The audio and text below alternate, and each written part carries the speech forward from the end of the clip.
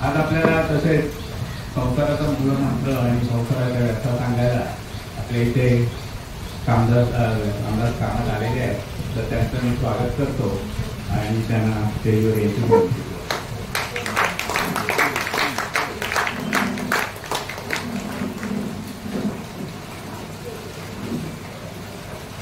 ज्येष्ठ नागरिक संघाचे श्रीकांत पटवर्धन यांची विनंती करतो की त्यांनी स्टेजवर यावं आणि पाहुण्यांना खुर्चीवर उद्योग त्यांचं स्वागत करावं.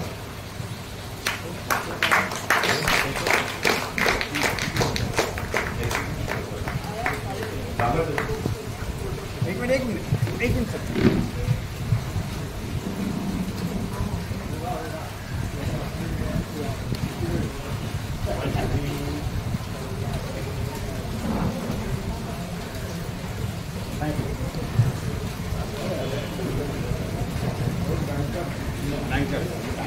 त्यांच्या मिसेस न्या कामात पण आलेल्या आहेत, त्यांचं पण मी स्वागत करतो. पाठी उत्तर केसरीसाठी बसले आहेत त्या. सांगायची गोष्ट म्हणजे संसाराच्या व्यथा प्रत्येकाला, तुम्हाला मला सगळ्यांना, पण इथे अत्रेकट्ट्याची जी लोक आहेत त्यांना स्वतःला जरी संसाराच्या व्यथा असल्या तरी आपल्या इथे विशाल परोळेकर म्हणून एक काही आधार संस्था चालवतात, नाथाश्रम चालवतात. तर त्याचं दुःख बघून त्यांनी जे इथे त्याच्या व्यथा मांडल्या त्या बघून आमचे अत्रेकट्ट्याचे सभासद त्याच्या पाठीशी खंबीरपणे उभे राहिले आणि जवळजवळ 2 टप्प्यामध्ये 1 लाखाची त्यांनी सगळ्यांनी मदत केली. परत त्याला धान्य, इतर गरजेच्या वस्तू पुरवल्या आणि आता आमच्याकडनं हा मदतीचा कसा चालू राहील. कालच आम्ही त्यांना शालेय पुस्तकं पाठवली. तर आता तुम्ही आम्हाला काय मूलमंत्र सांगतात आम्हाला बघायचं आहे. आपण कार्यक्रमाला सुरुवात करायला हरकत नाही. ओके,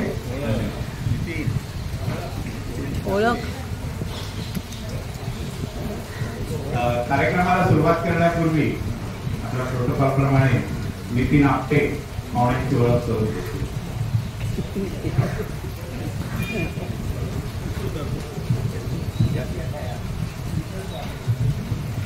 नमस्कार मंडळी.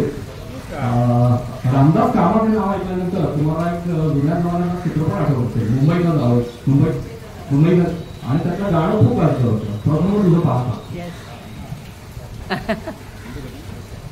इथे असलेल्या उपस्थित असलेल्या सर्व रसिकांना नितीन आपटेचा नमस्कार.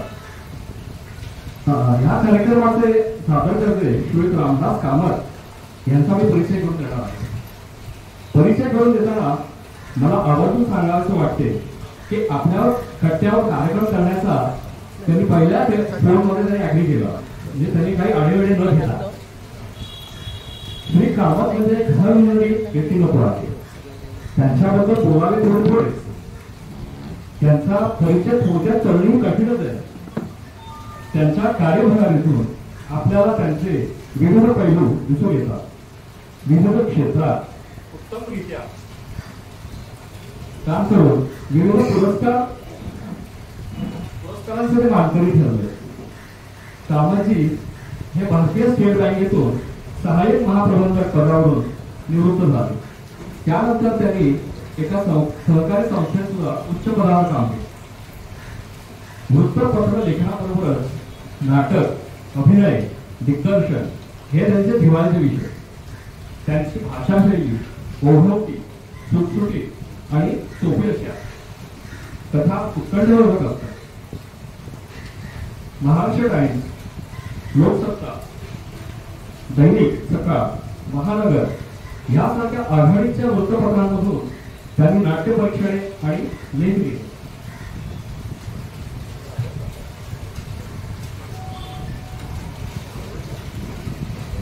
दरवर्षी काही दिवाळी अंकांमधून ते कथा, कविता, लेख लिहितात. सिनेमासिकांमधून अनेक चित्रकलावंतांच्या आणि मान्यवरांच्या मुलाखती घेतल्या आहेत. नावाजलेल्या विविध नाट्य स्पर्धेसाठी परीक्षक म्हणूनही त्यांनी काम केले. मराठीप्रमाणेच हिंदीमध्येही कथा, कवितांचा विपुल लेखन त्यांनी केलेला आहे. त्यांची मराठी आणि हिंदी अशी एकूण 9 पुस्तकं प्रकाशित झालेली आहेत. त्यापैकी 4 पुस्तकांना पुरस्कार प्राप्त झालेले आहेत. विशेष म्हणजे पुरस्कार प्राप्त पुस्तकांपैकी आम्ही मी घडलो या पुस्तकाच्या दुसऱ्या आवृत्तीचं प्रकाशन ज्येष्ठ अभिनेता महाराष्ट्र भूषण अशोक सराफ यांच्या हस्ते त्यांच्या घरी झाले. आपण त्यांचे आभार व्यक्त करतो. आज इथे सादर होणाऱ्या व्यथा संसाराची या एक पात्री प्रयोगाचा महाराष्ट्रातील 261वा प्रयोग नुकताच बोरिवलीमध्ये झाला. केवढा मोठा हा प्रल्हाद कामाची गीतमाळी अबकीवार 500 पार या कार्यक्रमाचे हिंदी प्रयोग शादी के लड्डू या नावाने ते करतात. वो फुली दास्ता हा जुन्या नव्या हिंदी सिनेगीतांचा कार्यक्रम आणि फिल्मी दुनियाचे दादा लोक हा दादासाहेब फाळके पुरस्कार विजेत्यांवर ऑडिओ व्हिडिओ असा कार्यक्रम करतात. आणि आवर्जून उल्लेख करावासा वाटतो की आझादी की जंग फिल्मों के संग हा हकीकत से कोई न सर्जिकल स्ट्राइक अशा युद्धपटांवर ऑडिओ व्हिडिओचा कार्यक्रम करतात. या कार्यक्रमाचे वैशिष्ट्य असे की या कार्यक्रमाचे माध्यम आणि प्रेक्षकांना आव्हान करून मिळणारी देणगी कामाची आर्मी नंतर फंडला देतात. त्यासाठी त्यांना संरक्षण मंत्रालयाकडून प्रशस्तीपत्रही मिळालेलं आहे. कामाजींच्या बँकेच्या सेवेतील काही काळ हैदराबादला गेला. त्यावेळी त्यांनी परराज्यातही आपल्या लिखाणाचा कलेचा ठसा उमटवला. हैदराबाद मधील आकाशवाणी दूरदर्शन तसेच वर्तमानपत्रांनीही त्याची दखल घेतली. कामाजींना अनेक गोष्टींसाठी अनेक पुरस्कार मिळवण्यात आलेले आहेत. त्यापैकी काही मी तुम्हाला सांगतो. सामाजिक कार्याबद्दल तत्कालीन महसूल मंत्री शालिनीताई पाटील यांच्याकडून सत्कार झाला. रिझर्व्ह बँक ऑफ इंडिया आयोजित अखिल भारतीय आंतरबँक निबंध स्पर्धा प्रथम पुरस्कार मिळाला आणि ते आरबीआयचे गव्हर्नर शक्तिकांत दास यांच्याकडे मिळाला.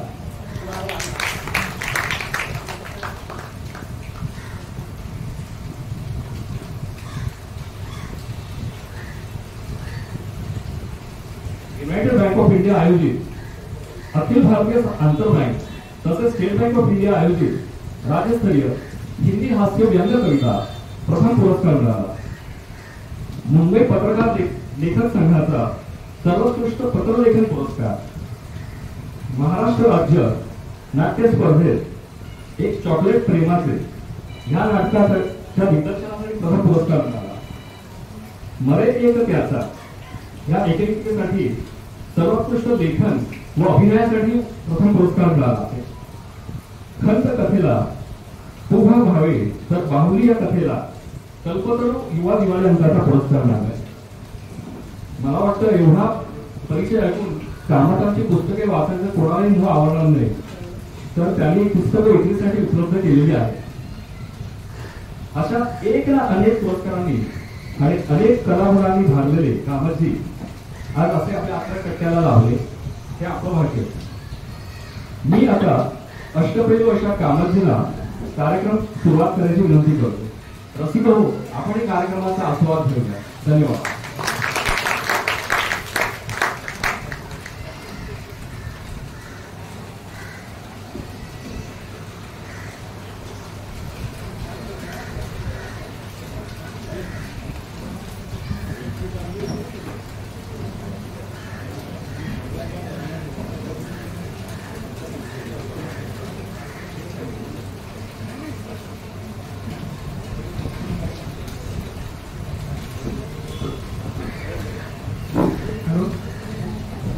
हॅलो हॅलो नमस्कार. नमस्कार. आवाज येतो? नमस्कार.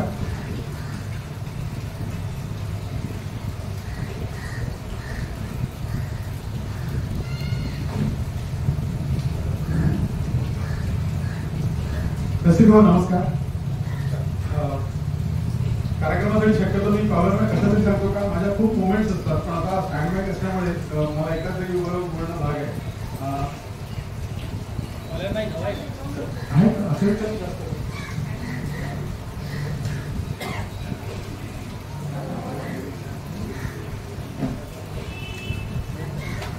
मगाशी त्यांनी जे उल्लेख केला की पुस्तकांसंदर्भात माझे एकूण 9 पुस्तकं प्रकाशित आहेत.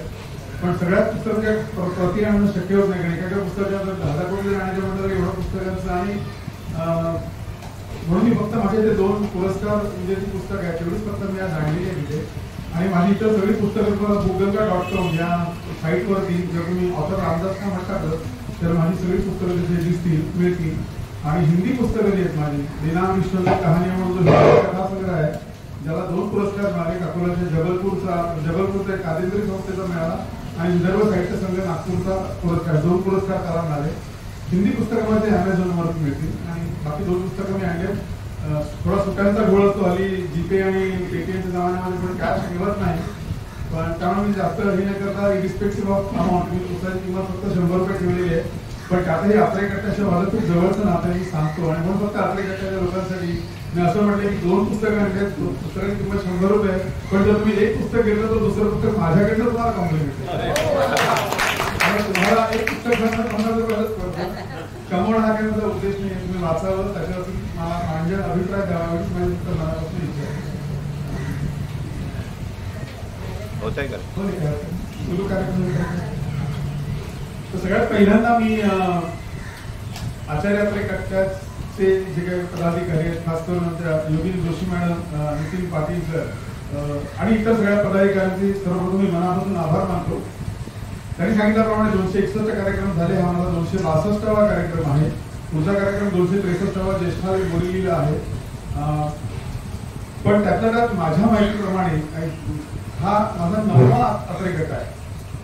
यापूर्वी बोरिवली यात्रेकट्टा, मालाड यात्रेकट्टा, गोरेगाव, बांद्रे, विलेपार्ले, ठाणे, कुर्ला सगळ्या यात्रेकट्ट्यांमध्ये कार्यक्रम झालेले आहेत.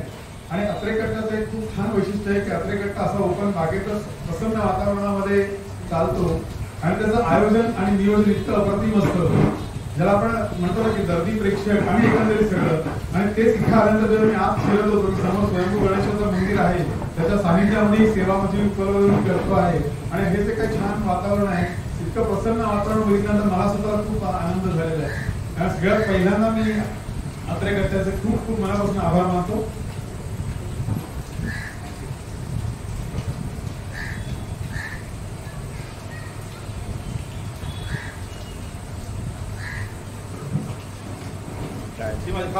खूप छान मोठी सोय केली.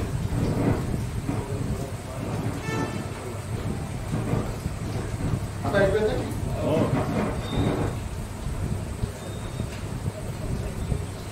आणि दुसरा भाग म्हणजे की अलीकडे काय होतं की इतरांच्या संसारामध्ये आपल्याला लोकांना नेहमीच आवडतं नाही का. म्हणजे आपल्या घरचा भात करपला तरी चालेल पण शेजाऱ्यांकडची डाळ शिजली की नाही त्याच्याकडे आपलं जास्त लक्ष असतं. आणि त्याच ह्याच्यातून तुम्ही माझ्या संसारात डोकावाला इथे आलात, माझ्या संसाराच्या व्यथा जाणून घ्यायला आलात. त्यामुळे तुमच्या सगळ्या रसिकांचेही सुरुवातीपासून अगदी मनापासून आभार मानतो. आता तुम्हाला असं वाटेल कार्यक्रमाचा क्रम चुकला की काय, कारण आभार प्रदर्शन शेवटी असतं ना. कार्यक्रम संपल्यानंतर आभार प्रदर्शन असतं. ते बाबा आभार प्रदर्शन सुरुवातीलाच का बरं करताय तर रसिको त्याला 2 कारण आहेत. एक पहिलं कारण म्हणजे कार्यक्रमाच्या शेवटी अनवधानाने आभार मानायचे राहून जातात चुकून. आणि दुसरं महत्वाचं कारण म्हणजे तोपर्यंत प्रेक्षकांची सहनशक्ती संपलेली आहे. माझ्या सुदैवाने या कार्यक्रमाच्या बाबतीत मला तसा कधी अनुभव आला नाही. पण ज्या वेळेला मराठी गाण्यांच्या कार्यक्रमाचं निवेदन मी करतो आणि निवेदनातून वेदना देऊन झाल्या जेव्हा मी शेवटच्या गाण्याची अनाउन्समेंट करतो की आता सादर होत आहे या मैत्रिणीचा अखेरचं गीत अखेरचा हा तुला दंडवत की प्रेक्षकही गंडवत म्हणून हे आवडतं परिषद सुरुवातीला. अरे इतकं प्रसन्न वातावरण आहे, पावसाची छान सर आलेली आहे, ओलावा आहे, हिरवा परिसर आहे, तिथे प्रसन्न चेहरे आहेत आणि अशा प्रसन्न वातावरणामध्ये संसाराच्या व्यथा सांगायच्या, आपली दुःख सांगायची हे तितकंच काही बरोबर वाटत नाही. पण तरी सुद्धा मी करणार बरं का. आणि याला पुन्हा 2 कारण आहेत. एक म्हणजे काय की दुःख दुसऱ्याला सांगितलं नाही ती कमी होतात, मन जरासं हलकं होतं या मताचा मी आहे. आणि दुसरं महत्वाचं कारण म्हणजे या बाबतीत घरी बोलायची काही सोय नाही. तेव्हा आपली जाहीरपणे आपली दुःख मांडून मन हलकं करायचा प्रयत्न मी करतो. कार्यक्रमाची सुरुवात मी नेहमी माझ्या आईला अभिवादन करून करतो. आईवर एखादी कविता सादर करून करतो. कारण जो काय मी जो उभा आहे लेखनामध्ये असेल, अभिनयामध्ये असेल, कृपा केवळ माझ्या आईची आहे. कारण आम्ही 4 भावंडांपैकी आईने माझ्यावरती जास्त लक्ष दिलं. मलाच का निवडलं मला माहित नाही, पण प्रत्येक स्पर्धेमध्ये ती मला भाग घ्यायला लावायची. नुसतं भाग घ्यायला नाही, माझ्याकडनं तयारी करून घ्यायची आणि तिला नाटकांच्या अजिबात आवड नाही, पण जर माझं नाटक बघायला ती चाळीच्या कोणाला तरी सोबतीला गंमत कधी विक्रोलीला कधी गिरगावला कधी दादाला कधी बागल्याला ती आवर्जून जायची. त्यामुळे तिला एक अभिमान आणि नंतर तोच वारसा तीच परंपरा तिच्या बारक्या सुनबाई म्हणजे माझ्या पत्नीने चालू ठेवला. माझ्या मिसेसने हा कार्यक्रम जवळ आता 150पेक्षा जास्त वेळा ऐकलेला आहे. कधी कधी मी नाही आलो तर मी कुठे चुकलो थांबलो तर ती मला फॉर्म करून वगैरे इतकी खात्री इतक्या वेळा तो कार्यक्रम पाहिलेला आहे. पण तरी आवर्जून न चुकता ती माझ्याबरोबर येते आणि जाताना अतिशय परखडपणे त्या कार्यक्रमाची समीक्षा आहे की कार्यक्रम कसा झाला, मी कुठे चुकलो, काय कमी पडलो, लोकांचा रिस्पॉन्स कसा झाला, त्याचं छान समीक्षा ती जाताना करते. अशा दोन उदाहरणीय काय म्हणतात महिला माझ्या आयुष्यात आहे. तर आईला अभिवादन करण्यासाठी मी पहिल्यांदा आईवरची कविता सादर करतो. आता ती कविता तुमच्या सगळ्यांच्या परिचयाची नॉर्मली ऑडियन्सच्या फरमाईशवरती कविता सादर करतो, पण बरेचदा अनुभव असा आहे की ह्याच कवितेला लोक जास्त मागणी करतात आणि ही कविता आहे, या कवितेच्या आईचं वर्णन येते माझ्या आईच्या वर्णनाशी खूप मिळकत होत आहे आणि म्हणून मी कविता सादर करून पहिल्यांदा आईला अभिवादन करतो. कविता सुप्रसिद्ध अभिनेते किशोर कदम उर्फ सौमित्र यांची आहे. तुम्हाला सगळ्यांनी परिचित आहे. कविता ही नेहमी कवीच्या बोलून ऐकण्यात जास्त मजा असते, उदाहरणाचं संकलन करावे. तुम्ही सौमित्रकडे ही कविता ऐकले फक्त आईला अभिवादन म्हणून ही कविता सादर करतो. कविता अशी आहे, अवघड गणित जगण्याचं ती सोपं करीत जाय, अवघड गणित जगण्याचं ती सोपं करीत जाय, कम्प्युटरशी माझ्या मायचं देणं घेणं नाही, कम्प्युटरशी माझ्या मायचं देणं घेणं नाही, जीन्स माई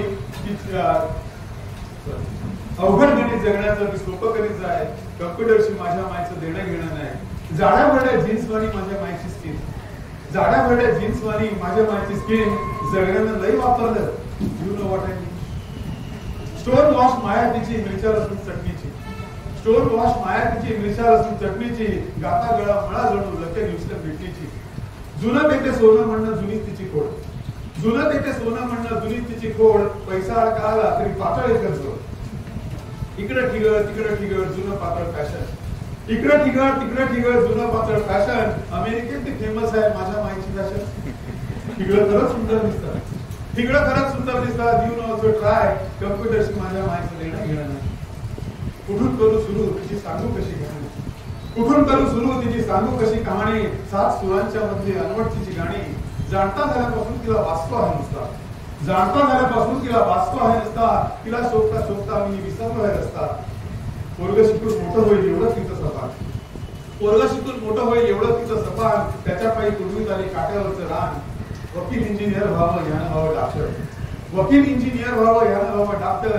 शिकवताना मला असला कुठलाच नव्हता फॅक्टर, खुदकन हसते आता बघून सूट बुटन टाय, कम्प्युटरशी माझ्या मायचं देणं घेणं नाही, शाळेमध्ये शिकता शिकता माझी बदलली भाषा, शाळेमध्ये शिकता शिकता माझी बदलली भाषा, जगण्यामध्ये हळूच आला हायफायचा सोशा, एकदा तिच्या कानी गेलं माझं नवं अफेअर, एकदा तिच्या कानी गेलं माझं नवं अफेअर, मर म्हणली मेल्या जणू आय डोंट केअर, काय करते बया तिच्या बोलण्यामध्ये फोर्स, काय करते बया तिच्या बोलण्यामध्ये फोर्स, मी म्हटलं डबल व्हॅल्यू इंटरनेटचा फोर्स, एकदा तिनं मला विचारलं किती तिचा पगार, एकदा तिनं मला विचारलं किती तिचा पगार, मग म्हणली उद्या बाबा जाऊन तिला विचार कम्प्युटरवर झुणका भाकर करता येते काय, कम्प्युटरवर झुणका भाकर करता येते काय, कम्प्युटरशी माझ्या मायचं देणं घेणं नाही, सुरकुतलेल्या तिच्या चेहऱ्यात आयुष्य रिस्टोर, त्या कवितेतली मला आवडली सगळ्यात सुंदर ओळ, सुरकुतलेल्या तिच्या चेहऱ्यात आयुष्य रिस्टोर, इथं मला तरुण वयाचं जगणं झालंय बोर, बोलणं फुटलं आता असतं सोबत इंटरनेट, बोलणं फुटलं आता असतं सोबत इंटरनेट, ती असते मी असतो but can't communicate, suddenly I came to know that life is futile, suddenly I came to know that life is futile, dreams those are vanished now, negative is style, हरता हरता जीत मेरा मन की छेड, हरता हरता जीत मेरा मन की छेड, पुन्हा ठाऊक तिने वाचलाय कुठला कॉन्फिडन्स, तिचा कॉन्फिडन्स माझ्यात नाही, अजून सुद्धा नाही, तुझा कॉन्फिडन्स माझ्यात नाही, डोंट आस्क यू व्हाय, कम्प्युटरशी माझ्या मायचं देणं घेणं नाही, अवघड गणित जगण्याचं ती सोपं करीत आहे, कम्प्युटरशी माझ्या मायचं देणं घेणं नाही, कम्प्युटरशी माझ्या मायचं देणं.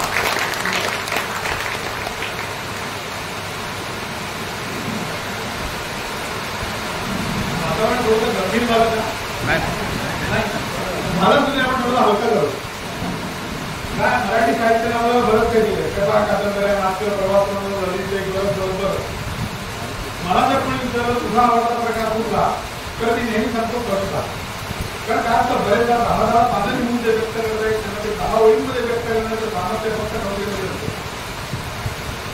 आता मी कविता म्हणजे काहीतरी केलेला मला आधार दिसतो त्यापेक्षा काळजी करू नका. माझी कविता म्हणजे अगदी साधी सुधी म्हणजे बघा कसं एक बेलबॉटम वारं लागलेला कॉलेजला असताना केलेली कविता. त्यावेळेला बेलबॉटमचा जमाना होता आणि तुम्हाला माहिती आहे ना बेलबॉटमचा घेर वाढत वाढत वाढत इतका वाढला होता की लोक त्याला एलिफंटा म्हणायला लागले. बेलबॉटम आधी दिसायचा आता म्हणून नंतर दिसायचा. तर असाच एक बेलबॉटम वारं लागलेला जो कांदिवली मार्केटात फिरायला यायचा. एक बेलबॉटम वारं लागलेला कांदिवली मार्केटात फिरायला यायचा. कंबर लष्कर चालताना आमची दिलं घाया करायचा. कंबर लष्कर चालताना आमची दिलं घाया करायचा. तो पुढे आणि आम्ही मागे संध्याकाळचा वेळ किती छान द्यायचा. तो पुढे आणि आम्ही मागे संध्याकाळचा वेळ किती छान द्यायचा. पण आज बेलबॉटमच्या जागी साडी आहे. पण आज बेलबॉटमच्या जागी साडी आहे. घरात मंगळसूत्राचं ओझं आहे. आणखी सेफ्टी म्हणून खांद्यावरी खात आहे. आणखी सेफ्टी म्हणून खांद्यावरी खात आहे. बदल उठणं शक्यच नाही. बदल उठणं शक्यच नाही. आम्हाला काही स्कोपच नाही.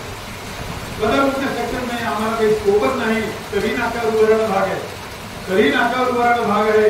दुसरा बेलबॉटम येईपर्यंत दुसरा बेलबॉटम येईपर्यंत. आता आणखी एखादी कविता घेतो म्हटलं तर उपस्थितीवर थोडा परिणाम होईल म्हणून थोडा दुसरा प्रकार केला होता तो म्हणजे वाचाटिका. वाचाटिका म्हणजे 4 ओळीच्या साध्या हलक्या फुलक्या कविता. फार मोठा आशय असतो पण नाही पण थोडंफार हसू नक्कीच असतं. म्हणजे बघा खुर्ची म्हणाली टेबलाला आपण दोघे लग्न करू. काय कवी कल्पना आहे. खुर्ची म्हणाली टेबलाला आपण दोघे लग्न करू. टेबल म्हणाला खुर्चीला आपण सगळं काही करू. टेबल म्हणाला खुर्चीला आपण सगळं काही करू. पण जर पण बसलं तुझ्यावर तर मी काही झक मारू. वाचाटिकेचा विषय निघतोला पहिलं उदाहरण म्हणून आवडतं ते अप्रेंट झेंडूची फुलं.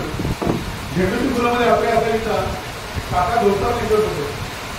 काका धोतर नेसत होते निळी सुटी हातातून. काका धोतर नेसत होते निळी सुटी हातातून. प्रचंड मोठा काका होता मी घेतले डोळे जातो. पूर्वी गिरगावच्या ठिकाणी काहीला प्रशस्त जिने असायचे. त्या जिन्यांमध्ये दिवे असायचे. ते दिवे कोणीतरी स्वतःच्या दोन्हीसाठी मारवलेले असायचे. त्या दिव्यांचं त्या जिन्याचं वर्णन आपल्याला कधी झेंडूची फुलेमध्ये असं केलेलं आहे की अंधारात लगबगीने ती जिन्याने जात होती. अंधारात लगबगीने ती जिन्याने जात होती.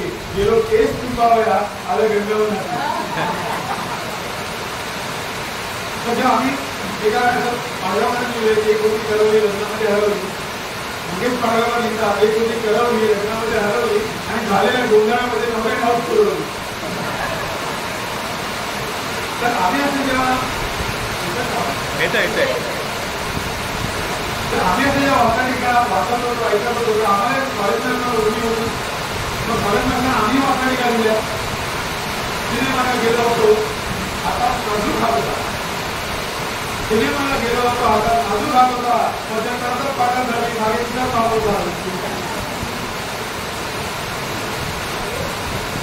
बसमध्ये जाताना मी खिडकीवर बसलो होतो आणि माझ्या शेजारची खिडकीनं बाहेरचा निसर्ग सौंदर्य बघत होतो. आणि माझ्या शेजारची एक व्यक्ती उठली आणि त्या जागेला दुसरी व्यक्ती येऊ शकली. त्या व्यक्तीचा एक नाजूक स्पर्श माझ्या खांद्याला झाला. त्या स्पर्शाचं वर्णन मी चालू कसं केलेलं आहे की नाक्यावरून बस वळताना खांद्याला सुरेख धक्का बसला. नाक्यावरून बस वळताना खांद्याला सुरेख धक्का बसला. बरं वाटलं सुरळीत पाहिलं पण हाय मला पाहून तो धक्का बसला. तसा वाचाटिकाच्या प्रवासामध्ये शेवटच्या 2 वाचाटिका सादर करतो आणि मला मुख्य कार्यक्रमाकडे वळतो. जनरेशन गॅप खेळाचा परिचय असतो. 2 पिढ्यांमधला अंतर आजोबा नातू वडील मुलगा आजी जे काय असायचे. आणि या जनरेशन गॅपचं घराघरांमधलं चालतं बोलतं उदाहरण म्हणजे सासू आणि सून. आता मग झालं नाही सासू म्हणजे सारख्या सूचना करते की सासू आणि सून म्हणजे सूचना वाटते की सून. आणि जिथे मा सुद्धा आहे आणि जावयावर लक्ष ठेवणारी हे सुद्धा आहे ते मा आहेत ना. साधी गोष्ट असते. 4 तास सुप्री आणि रीमाचं जे काय सुसू महिने चालायचं ते कागदाचा झटकावर कर्मण म्हणून ठीक होतं. पण घराघरांमध्ये सासू सुनाचं जे काय सुसू महिने चालतं तेव्हा वेगळं असतं. आणि म्हणून मी चालतं बोलतं उदाहरण असं म्हणतो. साधी गोष्ट असते. मुलाला सर्दी झाली नसते आणि बायको मागे लागले असते त्याला डॉक्टरकडे घेऊन जा. आई म्हणते साधी सर्दी तर झाली त्याला कशा हवा डॉक्टर हा अमुक एक काढा करून दे आता बरा होईल. की बायकोकडे काढा, शी तो विचार मनातला काढा. आपण डॉक्टरकडे घेऊन जाऊ.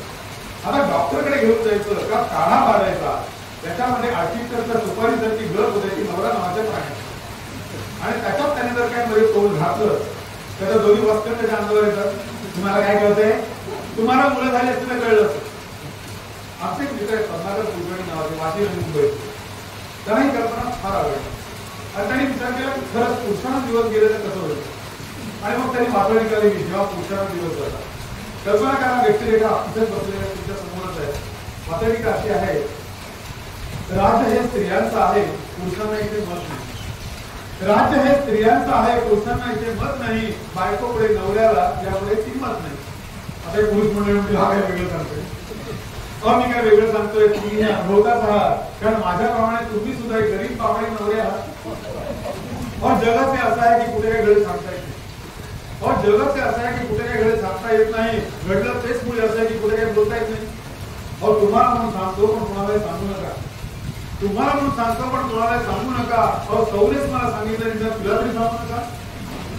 बायकांची म्हणे युनियन होती, बायकांची म्हणे युनियन होती. त्यांचं एक मागणं होतं, इतके दिवस तुम्हाला आणि मला पण ठाऊक होतं, पुरुषांना मुलं झालीच पाहिजे, झालीच पाहिजे, पुरुषांना मुलं झालीच पाहिजे. त्याचा म्हणे नारा होता. ब्रह्मदेवाच्या बंगल्यासमोर त्यासाठी घेरा होता. देवही आता कबूल झाला. काय करणार विचारा, तिथे एका बायकोसमोर आमची डाळ शिजत नाही. एवढ्या बायका जर मोर्चा घेऊन गेला ब्रह्मदेवाकडे तर तो तरी विचारा काय करणार. देवही आता कबूल झाला. त्याचा म्हणे नाईलाज झाला. परवाच म्हणतात देवसभेत एक कायदा पास झाला. पुरुषांना आता मुलं होती, पुरुषांना आता मुलं होती, स्त्रियांना फक्त मुली होती. पुरुषांना आता मुलं होती, स्त्रियांना फक्त मुली होती. त्यांच्याप्रमाणे आमची सुद्धा आता बाळपण सुरू होती. एवढंच एक बरं होईल की सुट्ट्या आता भरपूर मिळतील. एवढंच एक बरं होईल की सुट्ट्या आता भरपूर मिळतील. डिंक मेथी अळीवरचे लाडू आता खायला मिळतील. 4 महिने झाला तरी खात्यावर निवांत पडता येईल. 4 महिने झाला तरी खात्यावर निवांत पडता येईल. साजूक तूप खाता येईल, शेक शेगडी घेता येईल. खरं वाटत नाही ना? मला असंच वाटलं होतं, मलाही असंच वाटलं होतं चौकी फाप असेल, असं कधीच घडणार नाही, हे सगळं खोटं असेल. पण परवा सकाळी उठल्यावर मला पुन्हा जेव्हा चक्कर आली, तेव्हाच म्हटलं मला मी काहीतरी भानगड झाली. एरवी घरात कोणत्यामुळे सगळीकडे आनंद होत होता, पण आता मात्र माझ्यामुळे माझा चेहरा गंभीर होता. हो मलाच त्रास होतोय की काय असं मला वाटलं होतं. हो मलाच त्रास होतोय की काय असं मला वाटलं होतं. शेजारचं नितीन जाधवांकडे असंच घडलं होतं. त्यांच्यामुळे डोळे फारच कडक होते, त्यांच्यामुळे डोळे फारच कडक होते. खाणं गोळा काही पण फक्त त्यांच्या बाबत तेच जण त्रास किती होत होता, त्यांच्या बाबत तेच जण त्रास किती होत होता. पण दरवर्षी त्यांचा पाळणा तरी हलत होता. या उलट नितीन आपट्यांचे तर फारच कठीण, या उलट नितीन आपट्यांचे तर फारच कठीण होते. कारण त्यांच्याकडे दोघांना एकाच वेळी दिवस होते. डॉक्टरांनी दोघांना एकच तारीख दिली होती. डॉक्टरांनी दोघांना एकच तारीख दिली होती. नितीन आधी का माणसे आधी एवढीच गोष्ट. तिसरा महिना सुरू झाला सवलती आनंदात होती. तिसरा महिना सुरू झाला सवलती आनंदात होती. मला मात्र माझी पॅन्ट पहिल्यासारखी होत नव्हती. तरी सुद्धा अजून कोणाजवळ मी बोललो नव्हतो. तरी सुद्धा अजून मी कोणाजवळ बोललो नव्हतो. सवलत सुद्धा करू नये काळजी घेत होतो. पण परवाच जेव्हा खिशामध्ये तिने कैरीची फोड पाहिली, पण परवाच जेव्हा खिशामध्ये तिने कैरीची फोड पाहिली, तेव्हा मात्र लाडा करून माझ्यावरती रागवू लागली. बार पिटले, बार पिटले, मला कधी बोलला नाही, मला कधी बोलला नाही. आणि असल्या गोष्टी कळल्याशिवाय राहत नाही. आता बायकोला कळलं मग काय, वाऱ्यासारखी बातमी जेव्हा सगळीकडे पसरू लागली, भेटीसाठी माझ्या मित्रमंडळी येऊ लागली. घरात नुसती गडबड होती, नातेवाईक येत होते. बाळपण आधीच माझ्या दिवाळात माझं काढत होते. 7वा महिना सुरू झाला. 7वा महिना सुरू झाला. डोहाळे जेवण करायचे होते. तेव्हा कुठे कसं कधी हे सगळं ठरायचे होते. सौ म्हणाली बागेत करू, सौ म्हणाली बागेत करू, आवरसेकर म्हणाले नावेत करू. क्रिएटिव्ह म्हणा. सौ म्हणाले बागेत करू, आवरसेकर म्हणाले नावेत करू. मी म्हटलं जाताय कुठे, आपण आपलं इथेच करू. दिवस माझे भरत आले, आता मला बसवत नव्हते.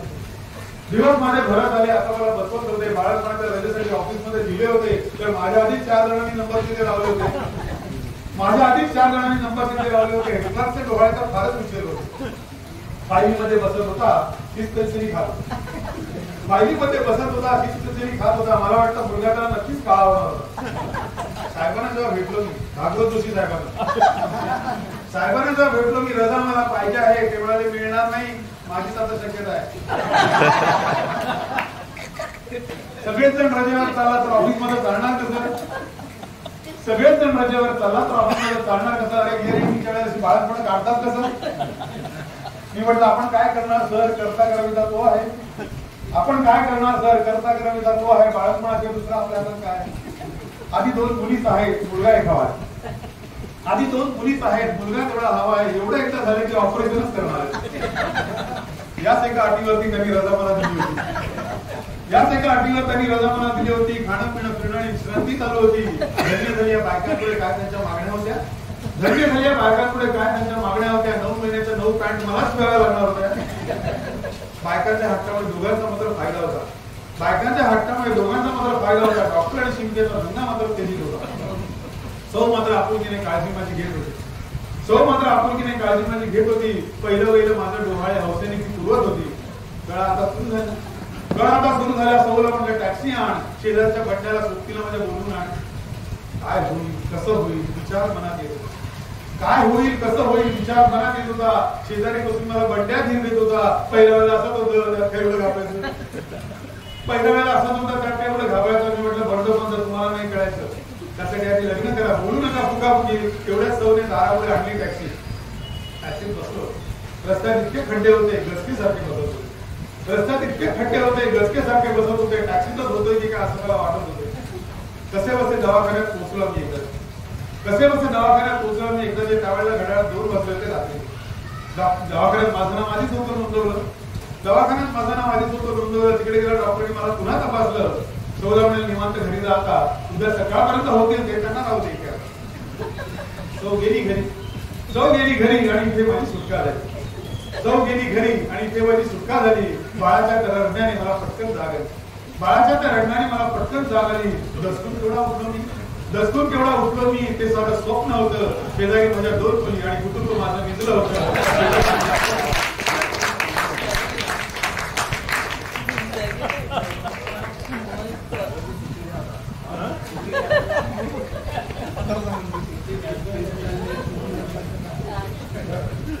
एक शेवटची बातमी सादर करतो. जेव्हा मुंबई दूरदर्शनवरती चॅनल्सची भाऊगर्दी नव्हती आणि मुंबई दूरदर्शनच्या बऱ्यापैकी चांगले कार्यक्रम देत होतं. शहराचं तांदळा, प्रतिमा प्रतिमा, किरबीर, आमची माती आमची माणसं, गजरा, फुल किल्ले, गुलशन गुलशन. आणि तुम्हाला आठवत असेल तर साप्ताहिकी सुद्धा आपण सगळे काम धंदे बाजूला सोडून बघत होतो. या सेटवर कुठला मराठी चित्रपट आहे, रॅगवर कुठला हिंदी चित्रपट आहे, शाळेमध्ये कुठली गाणी आहेत, फुल किल्ले, गुलशन गुलशनला मोठे नारायण वगैरे. अशा एका कार्यक्रमामध्ये सुप्रसिद्ध अभिनेते कैलासवासी यशवंत दत्त यांनी एक वात्रटिका सादर केली होती. मला ती फार आवडली होती. तुम्ही कदाचित ते ऐकलेच आहे. पुन्हा परत त्याचा अनुक्रम तुमच्या समोर सादर करतो. वात्रटिकेचं नाव आहे अरे डावा डोळा लवला. हा यशवंत दत्तांची वात्रटिका आहे.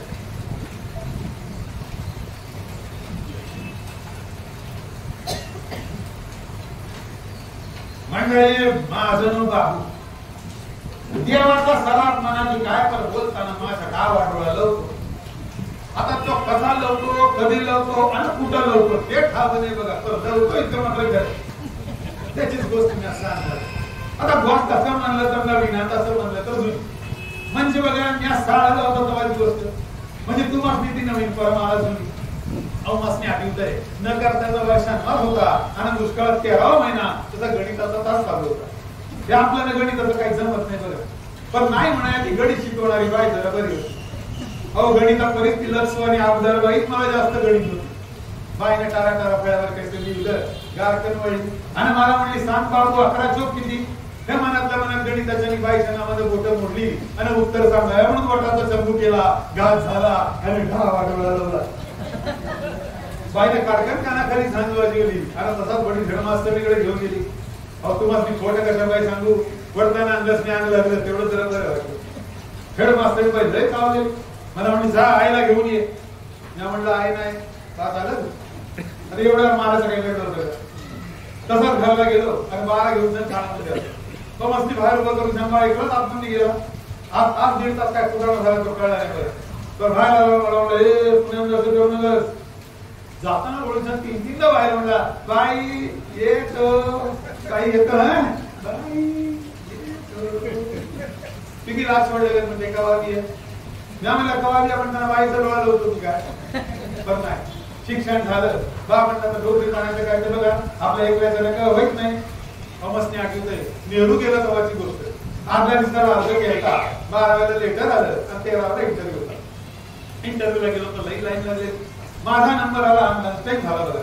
वेळ काढायला पण तिथं फिरत होतो कानावर नाजूक आवाजाला तू वाजली किती घड्याळात बघितलं आणि टाइम सांगाय म्हणून वाटाचा चंबू गेला घात झाला आणि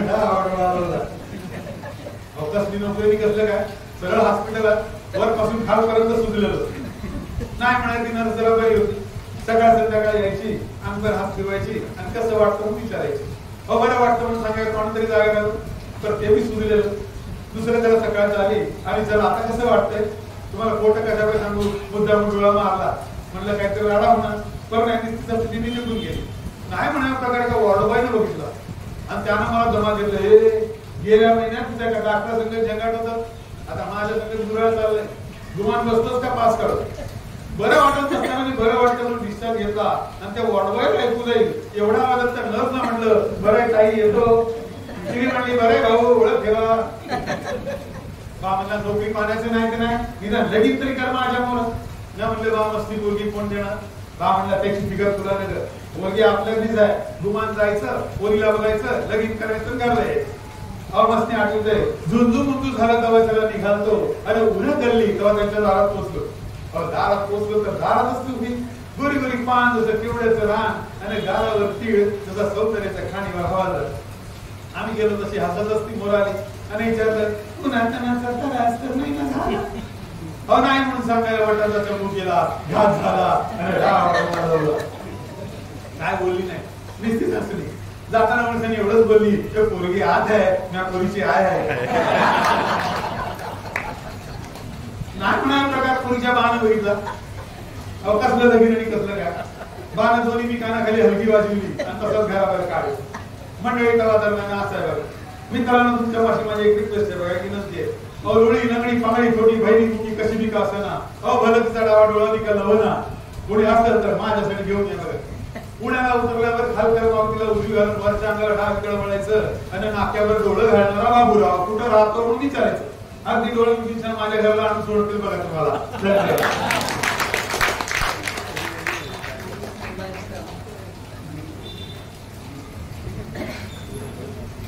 वातावरण निर्मितीसाठी एवढं स्टार्टस पुरेसे आहे कारण मुख्य कार्यक्रमाला एवढ्या मगाशी म्हटल्याप्रमाणे यात्रेकर्त्यांशी माझं खूप जवळचं नातं आहे पण कौटुंबिक कार्यक्रम आहे हा.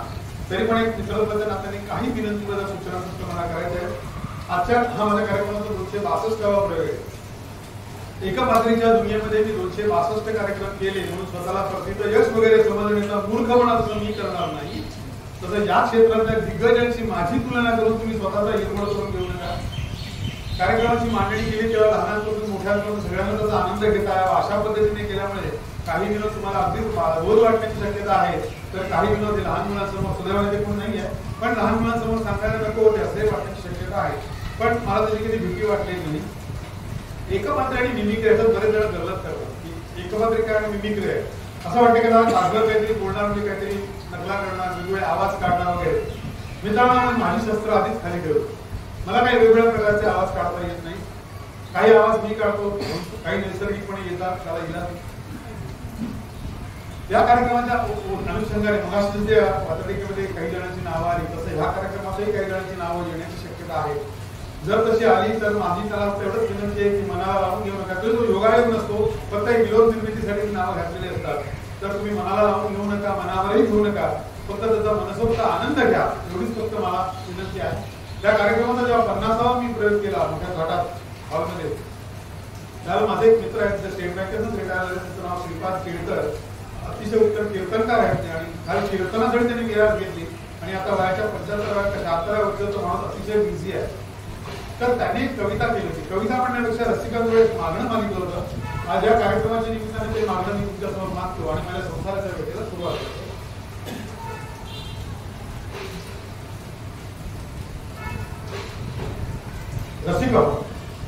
रसिका कथाकथांच्या संसारातील तुम्हा सांगतो बसा जरा.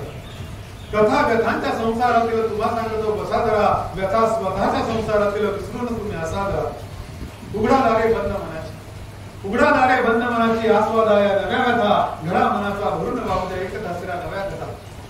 कटकट रोजची सती विसरा कटकट रोजची सती जीवनातली धकाधकी झरा बाहू दे ऐक दसऱ्या कथा व्यथांच्या सुखासाठी तुमच्या माझ्या दुःखांवरती कुंकर घालीत बसू असू तुमच्या माझ्या दुःखांवरती कुंकर घालीत बसू असू तुमच्या माझ्या सुखी क्षणांना आठवित फुलवित बसू असू द्विशतकोत्तर प्रयोग माझा होत साजरा आज इथे द्विशतकोत्तर प्रयोग माझा होत साजरा आज इथे सुवर्णचा हा क्षण भाग्याचा जीवनातला मजगवसे प्रोत्साहित तुम्ही प्रतिसादांनी तुमच्या प्रेम सद्भावानी विनम्रतेने हात जोडून हीच विनंती तुमच्या चरणी रसिक जनांची कृपा असू दे तुम्हा रसिक जनांची कृपा असू दे अशीच सेवा सदा घडावी त्रिशतक महोत्सव करण्यामधला कथा व्यथांची मला मिळावी कथा व्यथांची मला मिळावी कथा व्यथांची मला मिळावी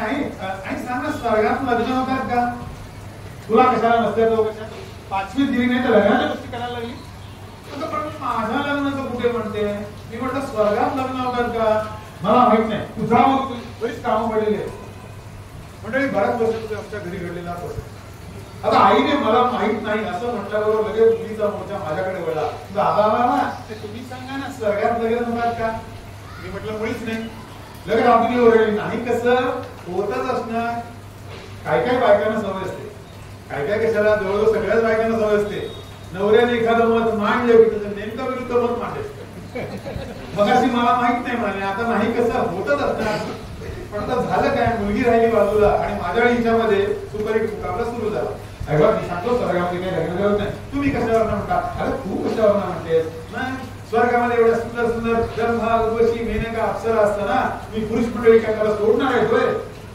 अरे कसं लग्न कशाला करायला ते बघ स्वर्गात काही लग्न होत नाही तुम्ही कशावर म्हणता अरे साधी गोष्ट आहे ना स्वर्गामध्ये जर लग्न झाली असती स्वर्गात लग्न झाली असती तर तो स्वर्ग राहिला असता का म्हणजे एकूणच बघा लग्न संसार स्वर्ग परस्परांचे काही संबंध आहे की मला माहित नाही पण तो असावा असं मला वाटतं आणि म्हणूनच साहित्यिकांनी सुद्धा संसार संकल्पनेकडे एका वेगळ्या दृष्टिकोनातून बघितलंय मग यांनी सिनेमा म्हणाले अरे संसार जसा तवा सोल्यावर काही हाताला चटके तवा मिळते भाकर असं जीवनाचं कटुसत्य तिथे वैनाबाई चौधरी मांडतात रोजीचा रोटीचा सवाल रोजचाच आहे कधी आपला कधी बाहेरचा आहे अशी व्यथा जिथे नारायण सुर्यांना मांडावीशी वाटते तिथेच या जन्मावर या जगण्यावर सदा प्रयत्न करावं असं पाडगावकर सांगून जात मग सांगा कसं जगायचं कणक कणक का गाणं म्हणते आपणच ठरवायचं बालपणीचा काळ सुखाचा असं म्हणतात हा सुखाचा काळ एकदा आपण अनुभवला ना की आपण तारुण्यात पदार्पण करतो कॉलेजमध्ये जायला लागतो ठराविक वयात ठराविक गोष्टींचे वेध आपल्याला लागतात अलीकडे हे वेध जरा लवकर पाठीमागतच लागतात आणि मग आपण आयुष्याच्या अशा एका टप्प्यावर थांबतो मांडावर थांबतो की तिथून पुढे आपल्याला जीवनाचा जोडीदार हवा असं वाटायला लागतं हा जोडीदार ज्या क्षणी भेटतो आणि आपण विवाह बंधनामध्ये अडकले जातो तिथून पुढे संसार संकल्पनेला सुरुवात होते आता चित्रपटामध्ये सुद्धा 16 रीडर आणि 3 तास हे हिरो आणि हिरोईनला एकत्र आणण्यासाठी खर्ची घालवल्यानंतर जेव्हा त्यांचं खरंच लग्न लागायची पाळी येते तेव्हाच नेमकं दी एंड असा बोर्ड काय येतो हे मला अजून कळलेलं नाही कारण खरा सिनेमा त्याच्यानंतर सुरू होतो ना त्याच्यामध्ये इमोशन्स असतात रोमॅन्स असतो कॉमेडी असते ट्रॅजेडी असते काय काय ठिकाणी डिस्क्रिमिनेशन सुद्धा असते पण तुम्हाला सांगतो अलीकडचा एखादा ट्रेंड बघितला की असं वाटतं की खरंच एखाद्या चांगल्या मुलाला एखादी चांगली मुलगी मिळणं खरंच इतकं दुरावस्थ आहे का एखाद्या चांगल्या मुलाला चांगली मुलगी मिळणं चांगल्या मुलीला चांगला मुलगा मिळणं हे खरंच इतकं कठीण आहे का मी तुम्हाला सांगतो माझा एक उत्तर भारतीय मित्र आहे तिवारी नावाचा किती प्रयत्न केले तसं लग्नच होत नव्हतं लग्नासाठी तो बिचारा इतका रखडला होता सगळेजण त्याच्यासाठी मुलगी बघत होते त्याचे आई बाबा त्याचे दादा बहिणी काका काकी मामा मामी सगळेजण त्याच्यासाठी मुलगी बघतायत तरी त्याचं लग्न काही जमत नाही का कारण सगळेजण त्याच्यासाठी मुलगी बघतायत त्याला बघू देत नाही मग त्याला कोणीतरी सांगितलं मग त्याला पण एक छान उपाय आहे जर महाशिवरात्रीच्या दिवशी तू आईला घेऊन काशी विश्वेश्वराच्या दर्शनाला गेलास तर तुझ्या आईला मनासारखी सून आणि तुला मनासारखी बायको मिळेल आता आईला मनासारखी सून हे अधोरेखित का कारण अलीकडे मुलाची आणि मुलीची पत्रिका बघण्यापेक्षा होणाऱ्या सासू सुनेची पत्रिका जोडणं जास्त महत्त्वाचं ठरलेलं आहे आता आईला सून पाहिजे आपल्याला बायको पाहिजे म्हटल्यानंतर काय करणार आमचा मित्र तिवारी गेला आईला घेऊन काशी विश्वेश्वराचं दर्शन आला आता तुम्हाला माहितीये काशी विश्वेश्वर मंदिर येतात श्री क्षेत्र कारण तीर्थक्षेत्र आहे वर्षाचे 365 दिवस तिथे गर्दी असते त्यात महाशिवरात्र म्हटल्यानंतर तुम्हाला कल्पना करा किती प्रचंड गर्दी असते प्रचंड गर्दीमध्ये हा आईला घेऊन रांगेमध्ये उभ्या दर्शनाला आणि जेव्हा रांग जवळ आली तेव्हा त्याचं दुर्दैव की आई हरवते त्या गर्दीवर. आता रांगेत उभं राहून दर्शन घ्यायचं का रांगेत जर बाहेर पडून आईला शोधायचं, बाहेर पडलं तर परत तेवढे तासभर रांगेत मागे जायला लागेल. असा काही त्या विधा मनस्थितीत होता की दर्शन घ्यायचं का आईला शोधायचं. आणि ह्या विधा मनस्थितीत असताना त्या गर्दीने त्या लोंढ्याने त्याला ढकलत डायरेक्ट गाभाऱ्यापर्यंत पोहोचवलं. आता हा गाभाऱ्यात पोहोचला, समोर शिवलिंग आहे, महादेव आहे, त्याच्या तोंडून लगेच उद्गार काय आले, हे शंभू महादेव, हे शंभू महादेव वहारे तेरी खुदाई. किंवा उत्तर भारतीय, हे शंभू महादेव वहारे तेरी खुदाई, अपनी तो गिरी नहीं पापा की गवाई. खरंच एका मुलाला एखादी मुलगी मिळेल इतकं कठीण आहे का? मी रविवारचं वर्तमानपत्र जरी उघडलं ना तरी बघायला असतं अक्षरशः सप्तपदी या नावाखाली वधू पाहिजे, वर पाहिजे, वधू पाहिजे, पाण्यात मान भरून जाहिरात आहे. गल्लीबोळामध्ये कुत्र्याच्या छत्रीसाठी मशरूम सारखी उगवलेली विवाह मंडळ. आता तर टीव्ही चॅनलवाल्यांनी त्यांची मंडळ सुरू केले विवाह मंडळ. आणि मग ह्या विवाह मंडळांमध्ये झालेली स्पर्धा, कॉम्पिटिशन. मला आठवतं जेव्हा क्रिकेटचा वर्ल्ड कप चालू होता तेव्हा एका विवाह मंडळाने जाहिरात दिली होती की आमच्याकडे लग्न जमलं तर वर्ल्ड कपच्या फायनलचं तिकीट फुकट. आता तुम्ही मला सांगा, लग्नातली मंडळी हनीमूनला जाणार का वर्ल्ड कपची फायनल वगैरे? एका विवाह मंडळाने जाहिरात दिली होती आमच्याकडे लग्न जमलं तर पहिलं बाळंतपणात विशेष कन्सेशन. हल्ली त्या विवाह मंडळाचे पॅकेज सुरू केलेले आहे. लग्न जमलं ते डायटिशियन, फिजिशियन, योगा आणि काय काय काय गर्भसंस्कार काय ते पॅकेजच देतात. तर आमच्याकडे लग्न जमलं तर पहिल्या बाळंतपणात विशेष कन्सेशन. म्हणजे मला असं वाटतं इन्शुरन्स एजंट नाही का सांगतो की हवा तर पहिला प्रीमियम मी भरतो पण पॉलिसी घ्या, तसं हवं तर पहिलं बाळंतपण आम्ही करू पण मुलगी पदरात घ्या. असा करार फार कधी विवाह संस्थेत झाला असं मला वाटतंय. पण त्यामुळे झाले काय ना, कसलेही विधी निषेध राहिलेले नाही, स्थळ काळाची बंधनं राहिलेली नाही. आता मी एवढं छाती टोकणे कसं काय सांगू शकतो, तर आमचे एक जवळचे मित्र जवळचे नातेवाईक गेल्या आठवड्यात देवगडला गेले. आता जवळचे होते, देवगडला गेले, त्यामुळे जाणं भाग होतं. मी गेलो होतो, अंत्ययात्रा चालली होती, वातावरण गंभीर होतं आणि त्या अंत्ययात्रेमध्ये रामनाम सत्य है, श्रीराम जय राम नाम सत्य है चाललं होतं आणि वातावरण खूप गंभीर होतं. अशा गंभीर वातावरणामध्ये अंत्ययात्रेमध्ये माझ्या पुढे चाललेले जे दोन ग्रस्त त्यांचं ते संभाषण ऐकलं आणि मी तर उडालो. कल्पना करा, अंत्ययात्रा चाललेली आहे, वातावरण गंभीर आहे, श्रीराम जय राम जय जय राम राम नाम सत्य है, श्रीराम जय राम. आणि ग्रस्त काय बोलत चालले, अण्णा अण्णा तो डोक्याजवळ ना असा डाव्या खांद्याला आहे बघा, हा तो मुलगा. तोपर्यंत कोणतरी खांदा बदललेला असतो, वयस्कर ग्रस्त खांद्याला आलेला. तात्या आमच्या शक्तीला तो मुलगा मोठा होणार नाही का? अरे खांदा बदलला होता. मी काय म्हणतोय, तो पुढे बघा तो मडकं घेऊन चाललाय ना, हा तो पंचावन्न घालून मडकं घेऊन चाललाय, हा त्याच्या खांद्यावर हात ठेवून तो बोलत चाललाय ना, तो मुलगा. कसा वाटला जोडा? जोडा म्हणजे बघा, तो जो मडकं घेऊन चाललाय की नाही तेवढ्या उंचीची तुमची शकू, त्याच्या खांद्यावर हात ठेवून जो चाललाय तो मुलगा. कसा वाटला जोडा? नाही पण मी काय म्हणतोय, मागून बघितलं पुढून बघितलं असतं तर त्याला बरं झालं असतं. पुढून बघायला हो, मागून पुढे गेलेलं केव्हाही चांगलं, तसं नाही. पण मी काय म्हणतो की आमच्या हिला दाखवलं असतं तर जरा बरं झालं असतं. त्याची काळजी न पाडणार. मगाशी तो मुलगा जेव्हा तिरडी बांधत होता ना तेव्हा मी काकून दाखवलाय तो मुलगा असं.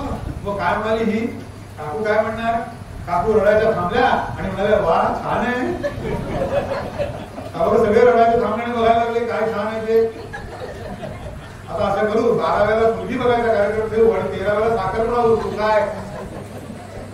आणि मग असं एकदा साखरपुडा वगैरे झाला ना एक परवानगी मिळते, परमिशन मिळतं, परवाना मिळतो की मुलाला आणि मुलीला मोकळेपणे फिरण्याचा. आता हा परवाना जर ऑफिशियली मिळाला तर ठीक आहे, पण समजा कधी कधी तुम्ही जर बागेत गेला चोरून जरी यांच्या गाठीमिठी ऐकलं ना तरी फार गमतीशीर असतं.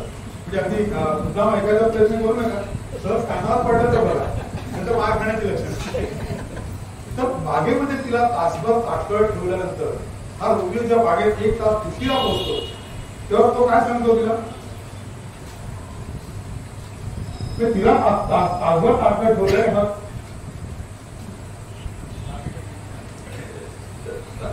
I'm sorry, I'm sorry, तुम्ही म्हटलं ना, अगं तुला विचार गाड्यांचा प्रॉब्लेम माहिती नाही काय, अगं साधं कुत्र्याने पाय उचलला तरी गाड्या लेट होतात, इथे एवढा पाऊस पडतोय. सॉरी, तू आता असं रागवायचं नाही, एवढा मी धडपडत आलो की तुला भेटायला. तेव्हा मी काय म्हणतो, रागवायचं नाही. मी काय म्हणतो, बस मी काय म्हणतो, तुझ्या केवळ 2 प्रेमळ शब्द आहेत, तुझ्या प्रेमळ 2 शब्दांनी माझं आयुष्य सुखी होणार आहे. तुझ्या प्रेमळ 2 शब्दांनी माझं आयुष्य संपूर्ण सुखी होणार आहे. मी कायमचा सुखी होणार आहे. फक्त तुझे 2 प्रेमळ शब्द. सांग सखे, सांग सजणे, तू माझ्याशी लग्न करशील का? ती चिडलेली असते. ते म्हणजे मुळीच नाही. थँक्यू हा, हेच ते 2 शब्द होते. कधीतरी तिला नजर येते, सख्या, साधना, राजसा, मी तुझ्या सुखात दुःखात तुझ्याबरोबर सहभागी आहे बरं. की लगेच हा विचार केली म्हणतो, पण मला कसं दुःखच नाहीये, लग्नानंतर तर सांगते मी. आणि माझं लग्न वगैरे झाल्यानंतर हे जे महाशय आहेत ना, हे जेव्हा मुलीची रवानगी करायची पाळी येते तेव्हा त्या मुलीचे वडील जे आहेत ते उकरणाने डोळे पुसत पुसत म्हणजे अगदी बापू बापू पोरलं आणि त्या हाताच्या पोळाप्रमाणे जपलंय होतीला. आता पोळ असतो कुठेही आला तरी जपायला लागणार. त्याच्यात तळहाताला काही थोडं आलेलं नसतं, पण आपलं सांभाळा हो. आणि मग तिला रडताना बघून मग त्या मुलीची धाकटी होऊन जाते की बाबा बाबा ते ताई कशाला रडते. की लगेच बाबा सांगतात, अगं तुझी ताई फक्त आजचा दिवसच रडणार आहे, पण तुझे भावाजी. आणि मग असं लग्न वगैरे झाल्यानंतर हे महाशय आपली हनीमूनची रजा वगैरे संपून ऑफिसला रिझ्यूम होतात तेव्हा ते साहेबांना एक पत्र देतात. लगेच साहेब डेट म्हणून बोलवतात, हाय साहेब अर्ज आहे. ते दिसताय मला. काय साहेब लग्न झालं मग नाही प्रपंच वाढला नाही आणखीन वाढण्याची शक्यता आहे. मग नाही पगार वाढवून दिला असत तर बरं झालं असतं. लगेच साहेबांनी लाभ पण घेतलं, जरा शिरा मारला. ऑफिस बाहेर झालेल्या कुठल्याही अपघाताला ऑफिस जबाबदार नाही. आणि असं साहेब असतात. तुम्हाला सांगतो, साहेब हा शब्द तुम्हाला आम्हाला सगळ्यांना परिचय असतो. शिक्षण पूर्ण करून किंवा शिक्षण सुरू असताना एकदा नोकरीची माळ गळ्यात पडली की साहेब हा शब्द काढायला परिचयाचा वाढायला. तुम्हाला साहेब मला साहेब होते, तुम्हाला साहेब होते, मला साहेब होते, आमच्या साहेबांना साहेब होते.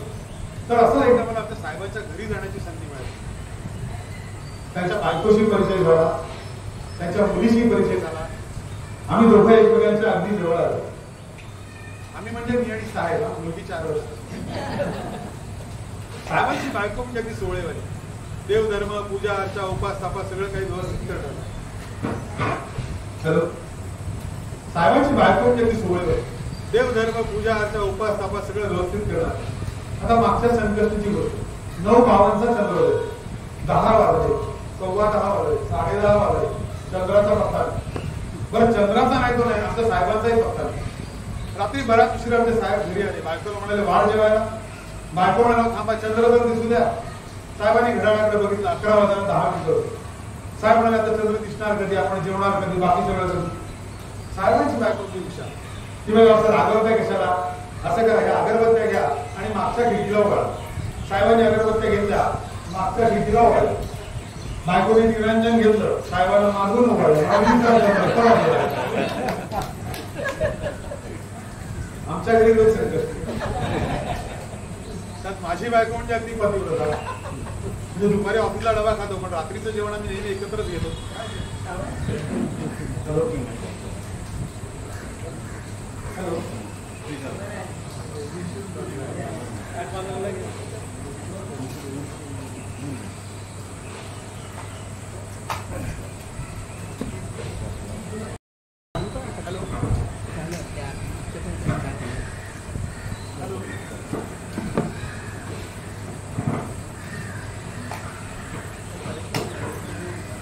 हॅलो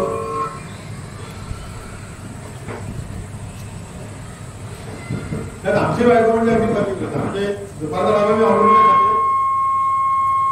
पण रात्रीचं जेवण आम्ही नेहमी एकत्र घेतो. म्हणजे हा ठरलेला नियम आहे की रात्री मला घरी पोहोचायला कितीही उशीर झाला, ऑडिटचं काम असेल तर ऑफिसला जायला उशीर होतो, कधी गणपती नवरात्रीचे कार्यक्रम असले तर खूप उशीर होतो, कधी सेंट्रल कार्यक्रम असेल, वेस्टर्न कार्यक्रम रात्री कधी पोहोचायला 1:30 वाजतात, 2 वाजतात.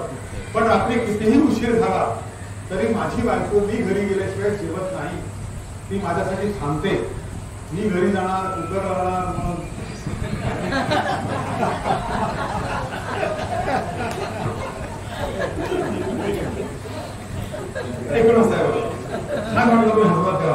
हो, संसार म्हटलं की काही कडू काही गोड झालं. सुखाच्या साठवणीमध्ये तर दुःखाच्या आठवणी लपवायच्या असतात. तुम्हाला म्हणून सांगतो, माझ्या आयुष्यात जर सगळ्यात दुर्दैवाची गोष्ट कुठली घडली असेल तर ती म्हणजे माझं लग्न. माझं लग्न झालं आणि माझ्या आयुष्यामध्ये विनोद शिरला. आता माझी बायको, माझ्या सासऱ्याने माझ्या आधी तिला 12 जणांना दाखवलं होतं. माझा नंबर 13 बाकी नंबर पण काय शोधून मिळालं. प्रत्येक जण यायचा, मुलगी पाहायचा, चहा चिवडा लाडू सगळं व्हायचं आणि मग पत्राने कळवतो म्हणून जो जायचा तो परत काही यायचा नाही. आम्ही गेलो मुलगी बघायला, चहा चिवडा लाडू वगैरे झालं आणि मग ते मुलीचे वडील म्हणाले, नाही का म्हणत मुलीला काही विचारायचं असेल तर विचारा. हो, आता तिची जरी 13वी वेळ असली तरी माझा पहिलाच प्रसंग. कळलं, मुलात आधी माझा चेहरा 13 वेळेला गेला सर, विचारायचा काय हा प्रश्न. मग मला माझ्या एका मित्राचा किस्सा आठवला. माझा मित्र असा मुलगी बघायला गेला होता आणि चहा झालं, मुली बसली होती, तिचे आई वडील, मुलाचे आई वडील, मुली तिचे सगळे बसले होते आणि सगळं फराळाचं झाल्यानंतर मग त्यांनी विचारलं, मुलीला काय विचारायचं तर विचारा. आता माझा मित्र गाण्याचा शेवटी हे मागावून कळलं की त्या मुलींचं घराणं जे नाही तमासगिरांचं घराणं असतं. त्या मुली तमाशाच्या बळावर नाचायला म्हणून त्यांची लग्न जमत नाही. मुलीच्या वडिलांनी मुलींना सक्त ताकीद दिली होती की हे पहा, आपल्या बोलण्या चालण्या वागण्यात कुठेही आपण तमासगीर आहोत हे कळता कामा नये. एखादा घरातला स्त्रीसारखा पेहराव करायचा, गाणं म्हणायला सांगितलं तर एखादं छानसं भावनिक भक्तिगीत म्हणायचं, पण कुठेही आपण तमासगीर आहोत हे कळता कामा नये. सगळा कार्यक्रम झाला. माझा मित्र गाण्यांचा शौकीन म्हणून त्याने सांगितलं की एखादं छानसं गाणं म्हणून दाखवता का. आता वडिलांची आज्ञा, गाणं म्हणायला सांगितलं तर छानसं भावगीत भक्तिगीत म्हणायचं, पण आपण तमासगीर आहोत हे कळता कामा नये. वडिलांची आज्ञा शिरसावरने मानून त्या मुलीने मान खाली घेतली, गायला सुरुवात केली. ब्रह्मा विष्णू आणि महेश्वर, ब्रह्मा विष्णू आणि महेश्वर, सामोरी बसले मला हे दत्तगुरु दिसले, मला हे दत्तगुरु दिसले. मागे जे 2 बहिणी बसल्या ना त्यांनी सुरू केलं, गवाई दत्तगुरु दिसले, गवाई दत्तगुरु दिसले.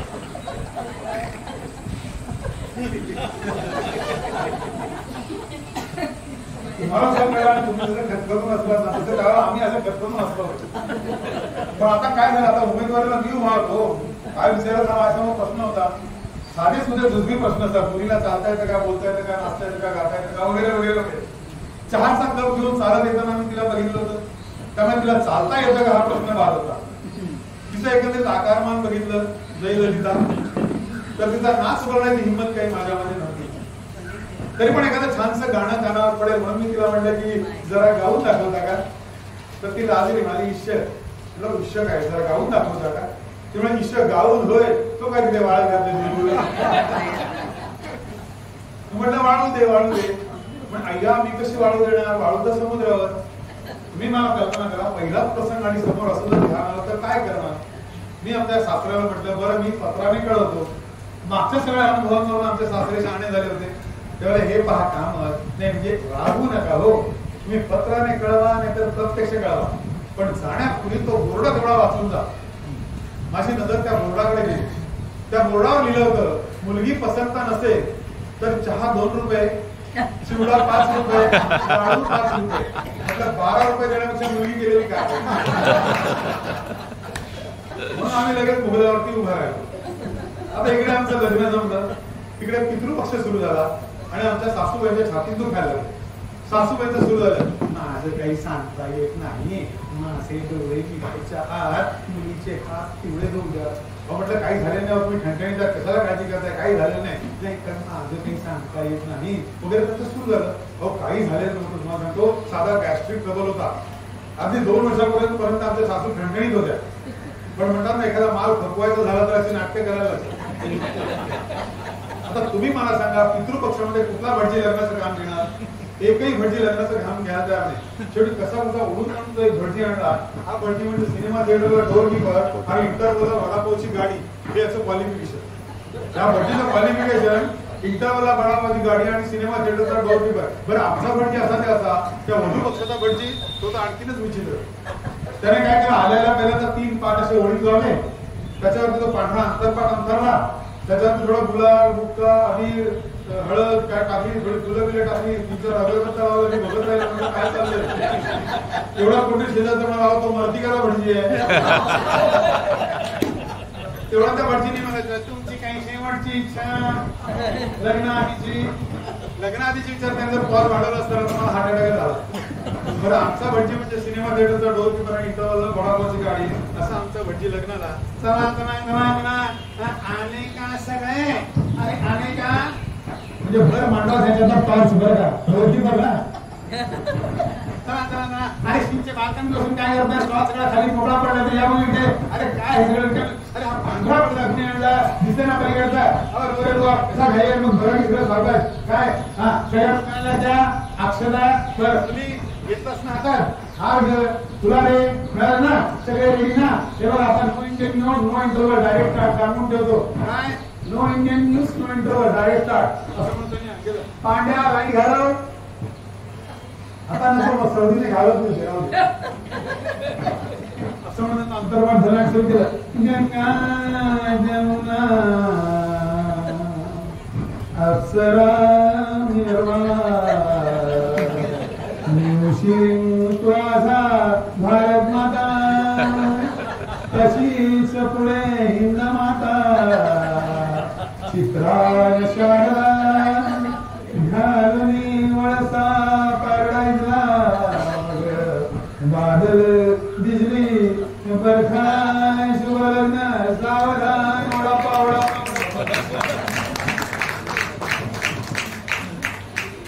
असं करत हे भटजी आमच्या मदत केलं. काल आमच्या सासऱ्यांनी म्हणजे ओळखीवर काय आणलं होतं बरं ओळखीवर म्हणजे पैसे द्यायचं नाव नाही त्यामुळे लग्न लागलं असं काय वाजवाजं झालं की मी घाबरून बायकोच्या वेळी त्या भटजीच्या वेळात माळ घातला कारण तो तेवढाच मधून गेला ना तरी बरं मी त्याला घरी नाही बरं एकदा लग्न झालं की मग 2 रांगा असतात. एक रांग असते ती अहेराची आणि दुसरी रांग असते ती जेवणाची. काही जण असा विचार करतात की आधी आपण अहेर घेऊ म्हणजे मग जेवणाचा आनंद निवांत घेता येईल.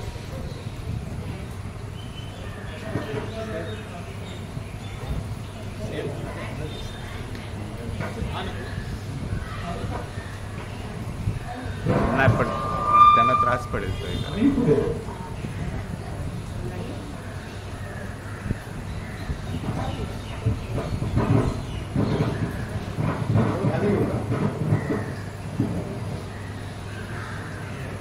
काही जण असा विचार करतात की आधी आपण आहेर घेऊ म्हणजे मग जेवणाचा आनंद निवांतपणे घेता येईल. काही जण असा विचार करतात की आधी जेवून घेऊ बिल द्यायचं नंतर बघू आणि सेकंड कॅटेगरी असताना ती फार चोख असतात माणसावर म्हणजे त्यांच्या घरात लग्नस्तरामध्ये जी काही पत्रिका येतात घरी ज्या काही पत्रिका येतात त्याची क्लिअर कट वाटणी असते ज्याच्यामध्ये नो प्रेझेंट प्लीज लिहिलेलं असतं ती रक्ताने अटेंड करायची असतं आणि जिथे प्रेझेंट असतं तिथे कारण ठरवायचे असतात का नाही आलं ते है ना. हल्लीच्या लग्न पत्रिकावर फार विचित्र असतात. एक पत्रिका मी लग्नाची बघितली त्याच्यात असं लिहिलं होतं की तुमची उपस्थिती हाच आमचा अमूल्य आहे अशी वरची ओळ होती. तुमची उपस्थिती हाच आमचा अमूल्य आहे आणि खाली लिहिलं तर कृपया आहेर आणू नये. तुम्ही लग्नात जायचं का नाही जायचं. आता इंग्लिश मध्ये नो प्रेझेंट्स प्लीज असं लिहायचं एका पत्रिकेत नो प्रेझेंट्स प्लीज असं लिहिलं जायचं की नाही. तुम्हाला सांगतो आमच्या लग्नामध्ये हे जे ज्या भेटवस्तू आल्या होत्या मला प्रेझेंट म्हणून एक भेटवस्तू होत्या पण तुम्हाला सांगतो 5 भिंतीवरची घड्याळ 11 दुधाचे कुकर जे स्वस्त मिळायचे 15 रुपयात बॉक्स मोठा 11 दुधाचे कुकर मला एक छानसा शर्ट आला. आता शर्ट मला काही मुळीच आवडला नाही म्हणून मी तुम्हाला मेहुण्याला दिला. मेहुण्याला तो आवडला म्हणून त्यांच्या मित्राला दिला. पुढे काय झालं त्याचं माहित नाही. दिवाळी सणाला तो शर्ट मला परत भेट म्हणून एवढं सगळं चालायचं समोर काही लोक 3-4 जण पाण्याची टाकी घेऊन ते आले समोर. आता एकदम तो घोळकावरती आले तर स्पोर्ट्स मध्ये जसं प्रत्येक खेळाडूला वाटतं ना त्या ट्रॉफीला हात लागावा तसं स्टेजवर प्रत्येकाला वाटत होतं की त्या पाण्याच्या टाकीला आपला हात लागावा. त्यामुळे कोणी त्या टाकीला असा हात लावलेला कोणी त्या टाकीला असा हात लावलेला कोणी त्या टाकीला असा हात लावलेला एकाने खाली हनुमानासारखी ती टाकी अशी भरलेली. फोटोग्राफर असं म्हणाला तुम्ही ज्याला टाकी देताय फोटो मी दिसूया आणि मग तो खाली जो हनुमान जो होता त्याने असे हळूहळू हात असा खाली केला आणि ती पाण्याची टाकी अशी हळूहळू खाली आली आणि जो काय आमचा फोटो आला तुम्हाला सांगतो असं वाटतंय सगळ्यांनी मला म्हणून त्या टाकीत कोंबलेलं आहे आणि माझी एवढीच मान होती. त्याला बुफे हा प्रकार अगदी नवीन होता. आमच्या सासऱ्याने बुफे आणला ठेवला होता पहिल्यांदा बुफे. मला काही तो बुफे हा प्रकार आवडत नाही कारण काय की लिमिटेड थाळीमध्ये अनलिमिटेड पदार्थ कोंबायचे कारण 7,000 कोण जाणार मग काय होतं, ते मीठ मिठाच्या लोणची भजी पुरी पापड सगळे सहज जमायला लागतात. आणि एवढं सगळं घेतल्यानं सगळं सारखं रांगेत कोण झाला. आणि एवढं सगळं घेतल्यानंतर आपण एखादी खुर्ची शोधायला लागतो, रिकामी खुर्ची आहे का. आणि मग कोपऱ्यात जर एखादी खुर्ची दिसली आणि आपण त्या खुर्चीकडे जाताना जर मध्ये पंखा असला तर आपला पापड मित्राच्या खाली आणि मग तो पापड पकडायला जावं तर पुलामध्ये चक्रीवादळ सुरू झाले. ती भांगड हवी कशाला. आग्रहाने बसावं, आग्रहाने वाढावं, आग्रहाने जेवावं. आमच्यासाठी छानपैकी जमिनीवरती रांगोळी काढलेली होती. म्हटलं अरे वा, आमच्यासाठी तरी भारतीय बैठक किंवा जे तसं नाही, तुम्हाला पण रांगोळीला उभंच राहायचं आणि बुफेच जेवायचा. एवढा कोणीतरी पटकन मला अहो ते नवरा नवरीचं घास बघायचं राहिलं. आता आमच्या भजीचं क्वालिफिकेशन तुम्हाला सांगितलं, त्याला वाटत हा काहीतरी विधी आहे म्हणून तो लगेच पळी पंचपात्र घेऊन असं करत राहिलं. आणि आम्हाला उभं करून त्याने माझा मंत्र असा आहे, तो श्लोक असा आहे, बदली कवळ घेता नाम घ्या श्रीहरी. आता याचा बॅकग्राऊंड सिनेमा असेल, त्याला लगेच म्हणाले उभं हिनी जवळ येता नाव घ्या श्रीदेवीचे. पुढची बरीच महिने मी तिला श्रीदेवी सांगणार. श्रावणामध्ये बायका नसतात गाय आणि गवत, त्या बाईकडनं गवत विकत घ्यायचं, तिच्याच गाईला घालायचं आणि पुण्य कमवायचं. तसं आमच्या लग्नामध्ये माझ्याचकडनं बायकोला घास करून त्याने 1 करोड रुपयाची दक्षिणा घेतली. आता आमच्या आपल्याला छान आणखी एक पद्धत आहे, तुम्ही काय रुखवत आहे, रुखवती छान कल्पना आपल्याकडे. तर त्यातून त्या मुलीचे जे कलागुण आहेत, जे शिवणपणा असेल, हस्तकला असेल, पाककला असेल, काही त्याची कला असेल तर ती त्यातून दिसावी ही त्या मागची भावना असते. पण अलीकडचा रुखवत हा प्रकार बघितला ना तर असं वाटतं खरं त्या रुखवताच्या कोणते क्लासेस तरी चाललेले असतील किंवा सत्यनारायणाच्या पूजेचा जसा रेडीमेड बॉक्स मिळतो ना तसा कोणतरी बॉक्स मिळतो. कारण बाजारामध्ये 5 पैशाची आणि 10 पैशाची नाणी एकदम गायब झाली ना की रुखवतामध्ये देवळात घरात दिसायला लागली. पण तुम्हाला सांगतो आमच्या रुखवतामध्ये फार छान गोष्ट होती आणि ती म्हणजे सफेद बटनांचा ससा. आता आमच्या घराण्याची दृष्टी होती, बरं यांच्या घराण्याची दृष्टी होती, मी त्याच्यावरती नंतर सांगेनच तुम्हाला.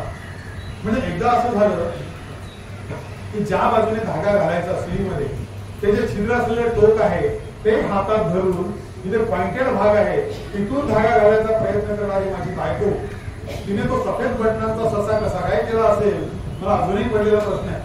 पण तुम्हाला सांगतो त्याच दिवसापासून आजपर्यंत आमच्या घरामध्ये इतर कुठल्याही गोष्टीचा तुटवडा असला तरी बटनांचं शॉर्टेज अजिबात नाही.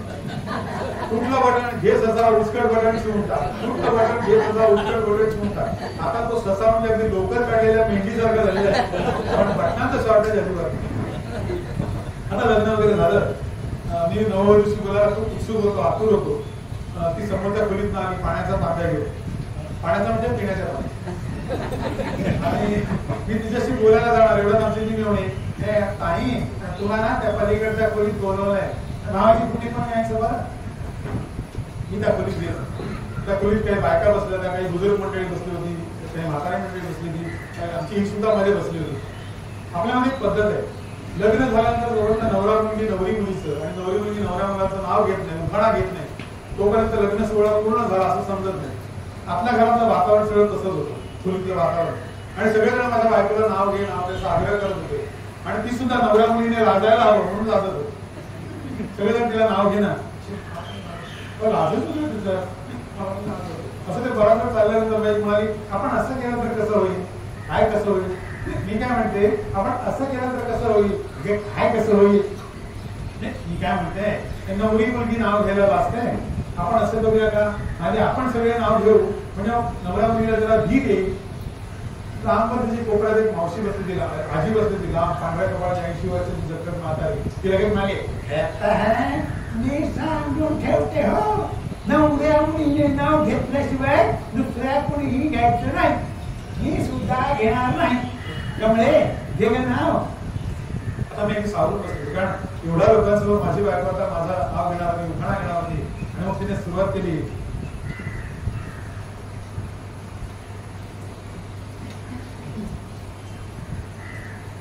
माहेराहून आले सासरला जायला, माहेराहून आले सासरला जायला. रामदास रावांचं नाव लाज वाटते घ्यायला.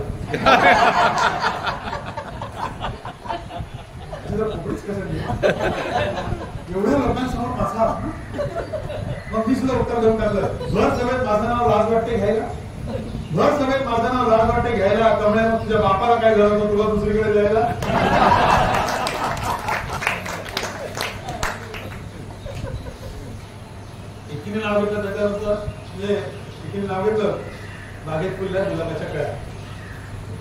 घेतल्या गुलाबाच्या कळ्या हरिश्चंद्र राणेंच्या 10 म्हणजे दुकानाच्या कळ्या. एकीने नाव घेतलं तर एकीला बाग आठवली, दुसरीला बाग आठवली. किंवा सार्वजनिक बागेतली फुलं तोडते सकाळी, सार्वजनिक बागेतली फुलं तोडते सकाळी, फुलं म्हणजे मुलं म्हणून आवडते बनले माळी.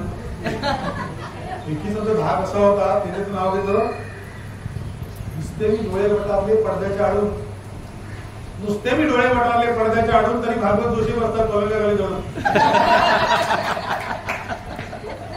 आणि वर म्हणतात मी कुठेही बसेन, घराचा मालक आहे. एकीने मागवलं त्याच्यावरून मला तुमचा नवरा कोण तेच कळलं नाही. तुम्हाला अशोक परबांकर सिनेमाला गेले नाव त्याचं ऐकू, अशोक परबांकर सिनेमाला गेले नाव त्याचं ऐकू. नितीन जाधवांचं नाव घेते नितीन आपटेंची बायको.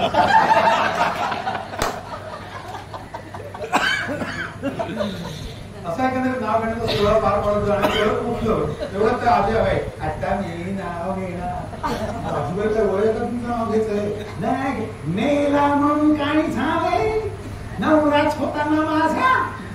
त्याच्यावरती काही करत होता म्हटलं आजी काय नाव घ्यायचं ते घ्या. माझीने तो अलवण नव्हतो, साडीचा प्रकार होता, चापून चोपून गेला आणि त्यांनी नाव घेतलं घरा पुढे जाऊ तुळस, तुळस बांधलं दारावर, घरा पुढे जाऊ तुळस, तोरण बांधलं दारावर, बाबूराव गेले वर, स्वप्नात म्हणून म्हणतात कसे सगळे तुम्ही मर.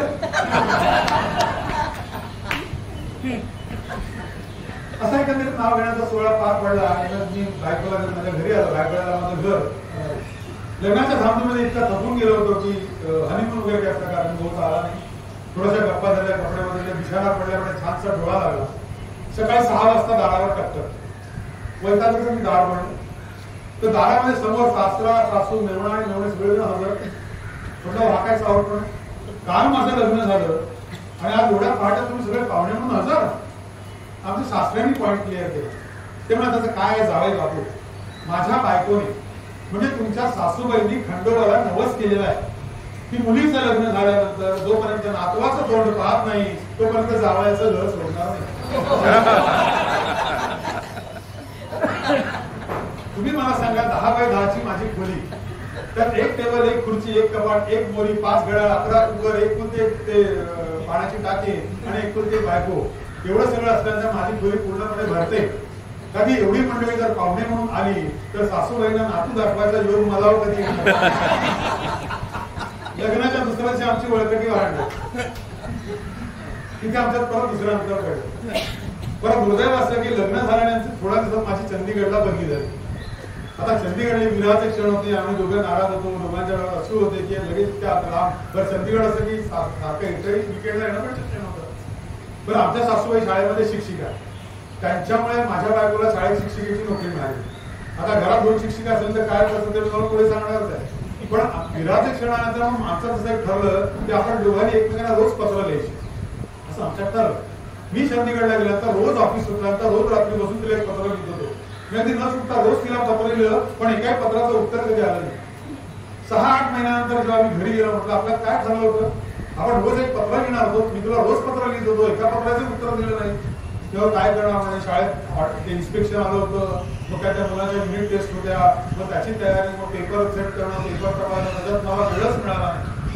तर म्हटलं बेनिफिट ऑफ डाऊट देऊया, म्हटलं ठीक हरकत नाही. घरी गेलो, आत गेलो, कपडे बदलण्यासाठी मी कपाट उघडलं आणि मला इतकं बरं वाटलं तुम्हाला सांगतो. मी लिहिलेल्या सगळ्या पत्रांचा छानसा असा गठ्ठा बांधून ठेवला होता छान, आणि मला इतकं बरं वाटलं तुम्हाला सांगतो. मी माझ्या भावाला तरी किती छान जपून ठेवला होता, मला अतिशय आनंद झाला. तर म्हटलं बघू तरी आपण प्रेमपत्रामध्ये काय अकलेचे तारे तोडले, म्हणून मी तो गठ्ठा काढला आणि बघायला गेलं. तर तुम्हाला खरं सांगतो उत्तर पत्रिका तपासाव्यात तशी ती पत्र तपासलेली होती. लाल पेनाने शुद्धलेखनाच्या चुका दुरुस्त केलेल्या होत्या. मार्क दिले होते 10 पैकी 7, 10 पैकी 8, 10 पैकी 5. काहीतरी त्याच्यावर दिसपडलेलं होतं, लिहिलेलं होतं. म्हटलं हे काय लिहिलंय, मी लिहिलं नाही त्याचे अक्षर सुधारा म्हणून त्याच्यावर. बरं आता 6 महिन्यानंतर मी परत घरी आल्यानंतर आम्हाला काहीतरी थोडा निवांत मिळाला पाहिजे, काहीतरी एकांत मिळाला पाहिजे, एवढा आमच्या सासूबाईंना मिळाला पाहिजे. पण नाही, कायम आपलं या माय लेकीचं गुलुगुलू गुलुगुलू आमच्या वाटायला ती कधी येणार, आम्हाला तो एकांत कधी मिळणार. बरं सासूबाईंना काय कळेल ना, बरं ह्या माय लेकीचं काय गुलुगुलू संपले ना. मग शेवटी मी एक छान उपाय शोधून काढला आणि मी काय केलं, घरामध्ये घंटा बसवून घेतली. जसं वाटलं की या मायलेकीचं जास्त गुलगुलू गुलू चाललंय, तुम्ही जायचं हळूच घंटा वाढवलं, टन सासूबाईंना वाटत तास संपला त्या शेजाऱ्यांच्या घरात. पुढे पुढे एक घंटा इतक्या वेळा वाजायला लागले की लोक म्हणायला लागले तुमच्या घराचं देऊळ तरी बघणं झालं. बरं बायकोची कटकट मागे का भावाला का मला लावा भावाला का मला लावा. बरं म्हटलं तो शिकलाय किती थोडं ना म्हणजे 4थी पास आहे 4थी नापास आहे आता त्याला पुढे लावणं. शेवटी रामरावचं हॉटेल होतं तिथे त्याला दिला चिठ्ठी. दुसऱ्याचे गिरायक आलं हे पोरा इकडे काय झालं गरम काय गरम आहे ना साहेब इडली वडा उत्तप्पा मेदूवडा भजी कांदे पोहे सगळं गरम आहे म्हणे. तो गल्ल्यावरचा माणूस आहे ना त्याचं डोकं पण लय गरम आहे. तुम्हाला जा पाणी घेऊन ये. आमचे मेहणे गेले 5 बोटांमध्ये 5 ग्लास आणले दणकन टेबलवर आपटले. हे पोरा काय करतो काय झालं साहेब अरे ग्लासात बोट कशाला घालतोस. हत्तीच्या एवढंच ना साहेब तो आतमध्ये मी पिंपाल एवढा आत घालतो आणि साहेब तो पाणी देतो ना तो मुलगा तर पिंपातच उभा तुम्ही मला सगळ्यात पूर्ण नोकरीवर ठेवणार. पण आमच्या या मेहण्याची बॅग जी कटली ना ती नाटकामुळेच कटली. तो माझा मेहणा म्हणजे माझ्या सगळ्या नाटकाचा सोडते. तर एकदा मी घेऊन शिवाजी मंदिरला गेलो रायगडाला जेव्हा जाग येते नाटक वगैरे हा नाटक हाऊसफुल होतं. काशीनाथ झाले प्रयोग छान झाला संपला मस्त नाटक संपलं एका रिकामी झालं तरी हा काय उठायला तयार नाही. मग त्याला म्हणाले संजय नाटक संपलं चल. संजयने माझ्याकडे असं बघितलं माझ्या लक्षात घेतात की त्यांचे नाटक भिनलेलं आहे म्हणून त्याला म्हटलं महाराज महाली परतायच आहे ना. आणि मग तो संजय उठला. आम्ही प्लाझाच्या समोरच्या बसस्टॉपवर उभे होतो. समोर एक सुंदर मुलगी येत होती. म्हटलं तिला कुठेतरी याचा संजय आता जागा होईल म्हणून आले संजय बघ काय मस्त पीस आहे बघ काय चिकनी पोरगी आहे बघ. संजयने असं बघितलं मला अशीच आमची आई असती सुंदर होती. मी कपाळाला हात मारला तेवढ्यात बस आहे. आम्ही बसमध्ये चढलो. कर्मधर्म संयमाने कंडक्टर पहिलं त्याच्याकडे गेला तिकीट तिकीट तिकीट नीचा हराम खोरा महाराजांकडे तिकीट मागतोस. त्या कंडक्टरला काही कळत ना तुला भाऊ काय झालंय पुढे जाऊन सांगा ना मी तिकीट देतोय. हराम खोरा चांडाळा महाराजांकडे तिकीट मागतोस तुला हत्तीचा पायखाली देईल तुझ्याकडे रोड करून बसमध्ये सुरू झालो. त्या कंडक्टरला काही कळे ना. मग शेवटी कंडक्टरला बाजूला घेतलं झाल्या परिस्थितीची जाणीव करून दिली. कंडक्टर मला दात कटवायचे म्हटलं कटवली तर बरं होईल. बस सुरू झाली. कंडक्टरने बेल मारली रायगड. हे असं आमचे मेहुणे आमची मेहुणी तिथं काय म्हणू नाही आमची मेहुणी आता घराण्याची दृष्टी अधू मी म्हटला सगळ्या खानदानाची दृष्टी अधू आहे. आता साली तो आधी घरवाली होती म्हणतात मेहुणी तर दिसायला खूप सुंदर आहे. ऑफिस मधून कधी आलो मी घरी की तिला घेऊन जातो फिरायला वगैरे. तिला काही हवं नको ते मी घेऊन देतो. 5वीला आहे.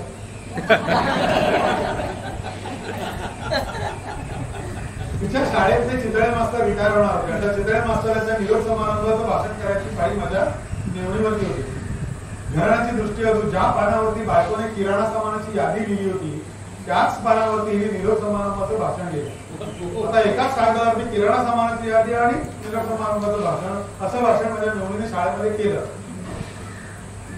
माननीय मुख्याध्यापक शिक्षक वर्ग आणि विद्यार्थी बंधू आणि भगिनींना आज आपल्या शाळेतले चितळे मास्तर अर्धा किलो डाळडा होऊन जात आहेत. आजवर त्यांनी शाळेला बरंच काही दिलं. हिंग जिरे दिले घणे मोहरी दिल्या प्रयत्ने वाळूचे गणरगडीचा असे काहीतरी म्हणतात. आज त्यांच्याच कृपेने शाळेला 5 किलो खोबरेल तेल मिळालेले आहे. शाळा त्यांची अत्यंत ऋणी आहे. फुल ना फुलाची पाकळी म्हणून आम्ही त्यांना कोथिंबीर जुडी देत आहोत. त्याचा त्यांनी स्वीकार करावा आणि उरलेले 1.5 रुपये परत करावे अशी मी त्यांना विनंती करते. आता सरकार चितळे मास्तरांचा त्यांनी 1.5 रुपये परत करायचा. त्या चितळे मास्तरांना फीट आली नाही. बरं हे आमची मेहुणी. तर आमच्या सासूबाई शाळेच्या मुख्याध्यापिका म्हटलं परत घराची दृष्टी असो त्यांना चष्मा बनवण्यासाठी मी दादाला शिरोडकरांकडे घेऊन गेलो. शिरोडकरांनी तर सगळ्या काचा घालून बघितल्या कसं दिसतंय. काय दिसत नाही बुवा. त्यांनी काचा बदलल्या दुसरी काच घातली जरा दूर काय दिसतंय असं करत शिरोडकरांनी सगळ्या काचा घालून झाल्या. शेवटी राहताना एक जाड दूर भिंगाची काच ती त्यांनी बसवली. आता कसं वाटतंय आता कसं अगदी छान दिसतंय. शिरोडकरांनी ती जी जाड दूर भिंगाची काच होती ती त्या चष्म्यामध्ये बसवली. सासूबाईंनी कौतुकाने चष्मा घातला. मी काउंटरवरती दीड 1 वर्ष त्या दुकानाच्या बाहेर आला. बाहेर एक मुलगी जांभळा विकत बसली होती. तिला लगेच आमच्या सासूबाई काय ग पोळी कशी दिलीस ही वांगी. सासूबाईंना जांभळाची वांगी बरं शाळेच्या मुख्याध्यापिका आणि मी त्यांचा नवीन जावई थोडंफार विकतो, नाटकात कामं करतो म्हणून शाळेच्या स्नेहसंमेलनाला त्यांनी मला प्रमुख पाहुणा म्हणून बोलवलं. आता मी गेलो, मी बसलो होतो, माझ्या शेजारी प्रिन्सिपल म्हणजे आमच्या सासूबाई बसल्या मुख्याध्यापिका, तिथे कोणते शाळेचे ट्रस्टी बसले होते. बाईनी छानसं गाणं बसवलं होतं, लिंबूच्या झाडामागे चंद्र झोपला ग बाई, आणि मुली त्याच्यावर छान नाच वगैरे करणार होता. आणि पडदा उघडला आणि समोर प्रेक्षकांची गर्दी बघून त्या बाईंची तळतळ झाली. आता बाई गाणं म्हणणार म्हणून मुली नाचेनात, मुली नाचेनात म्हणून बाई गाणं म्हणणार. बराच वेळ असं झाल्यानंतर शेवटी आमच्या सासूबाई वैतागल्या, कारण हा बाई सुरू करा ना. आता मुख्याध्यापकांनी दम दिल्यानंतर त्या बाईंची परत तळतळ झाली. त्यांनी लगेच सुरू केलं, चांदोबाच्या झाडामागे लिंबू झोपला लागलं. आता तुमच्या जसं लक्षात आला तो 10 प्रेक्षकांच्या लक्षात आला आणि त्या लिंबुडे करून भूम मारायला सुरुवात केल्यानंतर पडदा पाडायला लागला. सासूबाईंच्या अंगाचा पिलपापड झाला, जावयासमोर त्यांची शोभा झाली ना, तर इतक्या चिडल्या हे सुद्धा भाग नाही. तेवढ्या नर्सरी समोर का चड्डी घातल्याशिवाय स्टेजवर आला. आता सासूबाई ताट करून उभ्या राहिल्या, त्यांना हे सुद्धा भाग नाही की आपण आपल्यासमोर जो माईक आहे तो चालू आहे, आपण जे काय बोलणार आहे ते 10 प्रेक्षकांना ऐकू जाणार आहे, तो सुद्धाही भाग नाही. त्या नर्सरीच्या मुलाकडे बघून चट्टी इकडे काढली, गुरुजींनी काढली, जा गुरुजींना सांग पहिले चड्डी घालायला. बाहेर प्रेक्षकांनी काय समज करून घेतला ते मला माहिती, पण आज जे घडलं ते असं असे आमचे सासरे. परत मेवणा तसा, मेवणी तशी, सासू अशी, सासरे कसे संध्याला जर एकाला संध्याला लागतो ना, सकाळ संध्याकाळ, असं आमच्या सासऱ्यांना 3 वेळेला. आता मागच्या भारत बंदची गोष्ट कुठे मिळणार, मग शेजारच्या यशवंतरावांना बरोबर माहिती की गिरगाव कोपात कुठेतरी मिळते. दुपारी हे 3 जण गेले, पांडुदादा, यशवंतरावांचे सासरे. 3 जण गेल्यानंतर ते मागच्या दुकानात शिरले. तो कोप्याचा मालक म्हणाला, हे बघा तुम्हाला पाहिजे तरी भरपूर प्या, पण जाताना जरा वाचून जा, कारण आमच्या कोप्याचं मागचं दार जरा तोड आहे. हा पण तिघांनी भरपूर ढोसली आणि ढोसल्यात ते 3 90 वर्षाच्या कोणामध्ये वाकले. पुढे पांडुदादा, मागे आमचे सासरे आणि मागे यशवंतराव. बरं हे सुद्धा भान नाही की आपण त्या कोप्याच्या बाहेर आलेलो आहोत, घर रस्त्यावरती आलो आहोत, उठून उभं राहायला पाहिजे ही माहिती. समोर एक पोलीस येत होता हवालदार, त्याने बघितलं भर उन्हामध्ये 3 जण 90 वर्षाच्या कोणाला वापरून येतात, काय करू. हवालदार असाच थांबला, त्याने बघितलं ते 3 जवळ त्यांनी दांडा घेतला आणि त्या हवालदाराने पहिल्या पांडुदाच्या डोक्यात मला ठाक. लगेच आमचे सासरे, त्याने तुला सांगत होतो तुझा आपटलास ना दाराला. असे आमचे सासरे. किंवा सांगा सासू जशी, सासऱ्यांचा मेवणा तसा, मेवणी अशी, पण आमची कॅलेंडर कशी असणार. तुम्हाला सांगतो खरंच आमच्या सासूबाईला नातू दाखवायचा जेव्हा योग आला, त्या हिला घेऊन मी जेव्हा डॉक्टरकडे गेलो, त्या डॉक्टरने हिला तपासलं आणि म्हणाले की बाळाची वाढ पूर्ण झालेली आहे, खूप छान वाढली, आता काही काळजी करायचं कारण नाही. ते म्हणे नाही डॉक्टर काय आहे, माझा एक प्रॉब्लेम आहे, आमचं घर पहिल्या मजल्यावरती आहे आणि तुम्ही मला जिने चढायला उतरायला बंदी केलेली आहे. डॉक्टर म्हणे आता बाळाची वाढ पूर्ण झालेली आहे, काही काळजी करायचे कारण नाही, सावकाश काळजी घेत तुम्ही जिने चढायला उतरायला काहीच हरकत नाही. तेव्हा थँक्यू डॉक्टर, तुम्ही माझ्या मनावरचं केवढं दडपण कमी केलं. डॉक्टर म्हणले का काय झालं, नाही म्हणे गेले काही महिने त्या ड्रेनेज पाईपवर चढायचं उतरायचं मला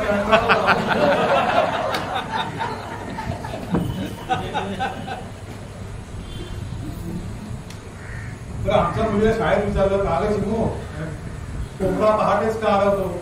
चिमूचं लगेच उत्तर देतात तयार. त्याचं काय, एकदा का कोंबड्या उठल्या की यांना कुठून तोंड उडायला मिळणार, सगळे जाळून घेतात झालं.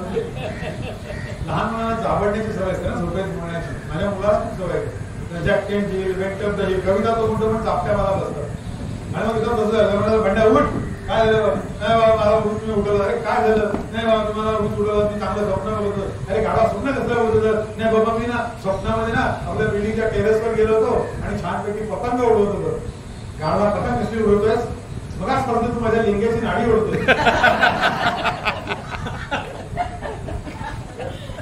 मी मला सांगाय अशा परिस्थितीमध्ये पण तुम्हाला खरं सांगू का की माझा म्हणजे खरंच या म्हणजे एकदम सुखी आहे संसार. आणि म्हणजे एवढं सगळं असून सुद्धा आम्ही संसारात सुखी आहे.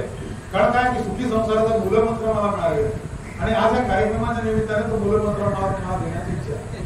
काय पुरुषांमध्ये जसा एक पुरुषी अहंकार असतो ना, तुझं स्त्रियांमध्ये एक स्तुती प्रियता असते. एखादी बाई एखाद्या नवऱ्याला एखादी गोष्ट आवडत नाही म्हणून ती जेव्हा करत नाही तेव्हा तिची त्याचा पुरुषी अहंकार जोपासत असते. मग आपण थोडंसं तिची स्तुती प्रियता जोपासली तर काय बिघडत. कधीतरीच तिला सांगावं अरे किती काम करशील, बस तुझ्यासाठी चहा आणते, तर तिला खूप बरं वाटतं. ते नाही ऑफिसमध्ये पण तुम्ही किती कष्ट करता, ऑफिसमध्ये आपण काय पाट्या टाकतो आपल्याला नाही, पण चहा करत नाही. बाजारात गेला तर कोणी चांगली वेळ मासे शिळ्याना पूजाला मासे आणायचा त्रास नाही. म्हणजे प्रत्येकाला काही जाणीव करून द्यायची असते की तू आहेस म्हणून मी आहे, तू आहेस म्हणून आपला संसार आहे, तूच माझं सर्वस्व आहे. ही फक्त जाणीव बायकांना करून दिली नाही, त्याला भरून पावतात नाही. आता तुम्ही मला सांगा, अगदी छोटासा मंत्र आहे नाही, पण हा मंत्र मला कोणी दिला असेल? अख्खी युनिव्हर्सिटी माझ्या घरात आहे, आमचे सासरे. तुम्हाला सांगतो, आमच्या सासूबाईंचं कौतुक करताना म्हणजे माझी बायको कधी कधी म्हणते की माझे बाबा पेन्शनीत निघाले तरी आईला दिवाळीला 2 साड्या घेऊन दिल्या. मग मी लगेच तिला सांगतो, अगं इतक्या वर्षाच्या सांसारिक अनुभवानंतर तुझ्या बाबाला एवढी साधी गोष्ट कळत नाही का की तुझ्या आईला 1 साडी पुरत नाही म्हणून. आणि मग अशी एखादी साडी दिसून आमच्या सासूबाई आल्या की पेपरमधून मान उचलून, आय्या तू होय इतकी छान दिसतेस, ओळखलंच नाही बघ तुला असं म्हणते. आणि पाठ वळली की पिंपाला कापड घेऊन येण्यासारखं वाटतं. पण कौतुक इतका करतात आमच्या सासरीने, म्हणजे सासूबाईचे जेवणाच कौतुक करताना म्हणजे आमच्या सासऱ्यांना तोंड अगदी गटार बरं का, कुठे काय बोलतील त्याचं काही भान नाही, इतकं तोंड फाटतं. म्हणजे त्याने बाथरूम मध्ये पडले पाय बसून म्हणून जरा डॉक्टरकडे घेऊन गेलो. डॉक्टर म्हणाले जखम झाले, टाके घालायला लागते. त्याने डॉक्टरने विचारलं किती खर्च येईल? डॉक्टर म्हणाले जखम जरा पोट झाली आहे, 250-300 रुपये तरी खर्च आहे त्यावेळेस. हे डॉक्टरांना सांगताय साधे टाके घातले तरी चालतील, मला काय ते भरत काम विणकाम नकोय. असे सासरे कुठे काय बोलतील त्याचं भान आहे, जिभेवर कंट्रोल नाही. सासूबाईच्या जेवणाचं कौतुक करताना ते सांगतात, अहो माशाचं कालवण खायचं झालं ना तर हिच्या जातचं खायचं, हिच्या जातचं इतकं झणझणीत बनवते, इतकं झणझणीत बनवते, इतकं झणझणीत बनवते, सांगतो 4 दिवस हाताचा वास जात नाही, 2 दिवस उजव्या हाताचा.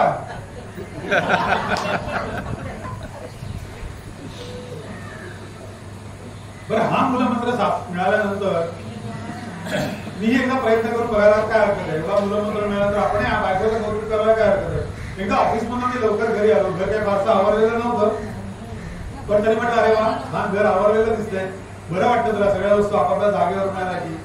काही तिच्या रिॲक्शन नव्हती. तिने जेवायचं ताट वाढलं, जेवल्यानंतर लगेच पोळीचा तुकडा घेतला, पोळीचा तुकडा मी भाजीमध्ये बुडवला, घास घेतला आणि म्हटलं वा काय झकास भाजी झाली, इतकी टेस्टी, इतकी चमचमीत, इतकी झणझणीत भाजी, वा मजा आली. आजपर्यंत इतकी टेस्टी भाजी मी कधीच खाल्ली नव्हती. पण चक्कर रडायला लागली ना, मला कळत नाही, म्हटलं काय झालं रडायला, थोडी इतकी वर्ष मी स्वयंपाक करते, माझं कधी कौतुक केलं नाही, आज शेजारने नेहमी 1 वाटी भाजी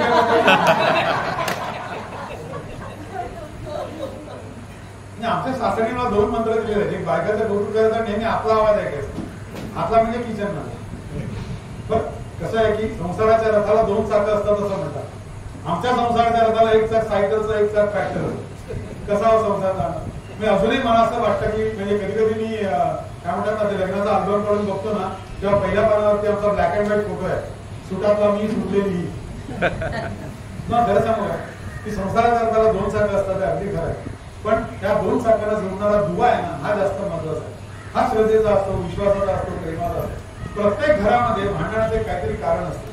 काही ठिकाणी बायको खूप उधळपट्टी करते म्हणून भांडण होतात, काही ठिकाणी नवरा दारू पितो म्हणून भांडण होतात, काही ठिकाणी नवरा वेळ देत नाही संसाराला म्हणून भांडण होतात, सासू सुनेची तर कॉमनच भांडण असतात. म्हणजे प्रत्येक घरामध्ये भांडणाचे विशिष्ट कारण असतं, की ते मूळ कारण असतं, त्याच्यावर सारखी भांडणं होत असतात. तुम्ही सांगा मला आमच्या घरामध्ये भांडणाचं काय कारण असेल? अंदाज करा, तुम्हाला विश्वासच नाही बसला. आमच्या घरामध्ये भांडणाचं कारण आहे फणी. आता गेल्या कित्येक वर्षात माझा आणि फणीचा काही संबंध नाही, पण तरी सुद्धा हे काय डोक्यावर 3-4 केस आहे, हे मार्गी लावावे म्हणून मी ती फणी उचलतो आणि त्याची डोक्याला लावली. त्यामुळे मुख्यमंत्री होते सुशील कुमार शिंदे नावाचे, त्यांच्या डोक्याचा केसांचा सुटका दिसतो ना, तसा माझ्या डोक्यावर दिसला का, कारण फणीच्या जटाच काढत नाही तो. आणि अशी जटांनी भरलेली फणी घरामध्ये कुठेही सापडते, अगदी कुठेही. आणि एकदा कुठे सापडावी, चक्क देव्हाऱ्यात. मी इतका चिडलो, देव्हाऱ्यामध्ये केसांनी भरलेली फणी. मला इकडे काय काय चाललंय, ते काय फणी इथे ठेवायचं आहे का? तू काय कुलदेवीला नवस वगैरे बोललेस का? नवऱ्याच्या डोक्यावर केस उगवले तर केसांनी भरलेली फणी वाईन वगैरे. मी ती फणी घेतली आणि खिडकीच्या बाहेर फेकून दिली. संध्याकाळी ती फणी परत जागेवर. म्हणजे काय फणी परत कशी आली? तेवढे मी ना खाली सांगून ठेवले, हमारे घर में एक पागल आहे म्हणे, तो गुस्सा आहे तो कुठे बाहेर फेक देत आहे. आता तुम्ही काही बाहेर फेका म्हणे, परत येणार. असं संसाराचा काही विषय असतो. तुम्ही कसं बघतात, शेवटी विश्वास जो आहे तो महत्वाचा आहे. विश्वास शब्दामध्ये विश्व आहे, विश्वास शब्दामध्ये श्वास आहे. आणि ज्यांच्या संसाराच्या विश्वासावर श्रद्धेवर अवलंबून आहेत ना, तिथे असा कार्यक्रम करून संसाराचा मूलमंत्र वगैरे देण्याची काही गरज नाही.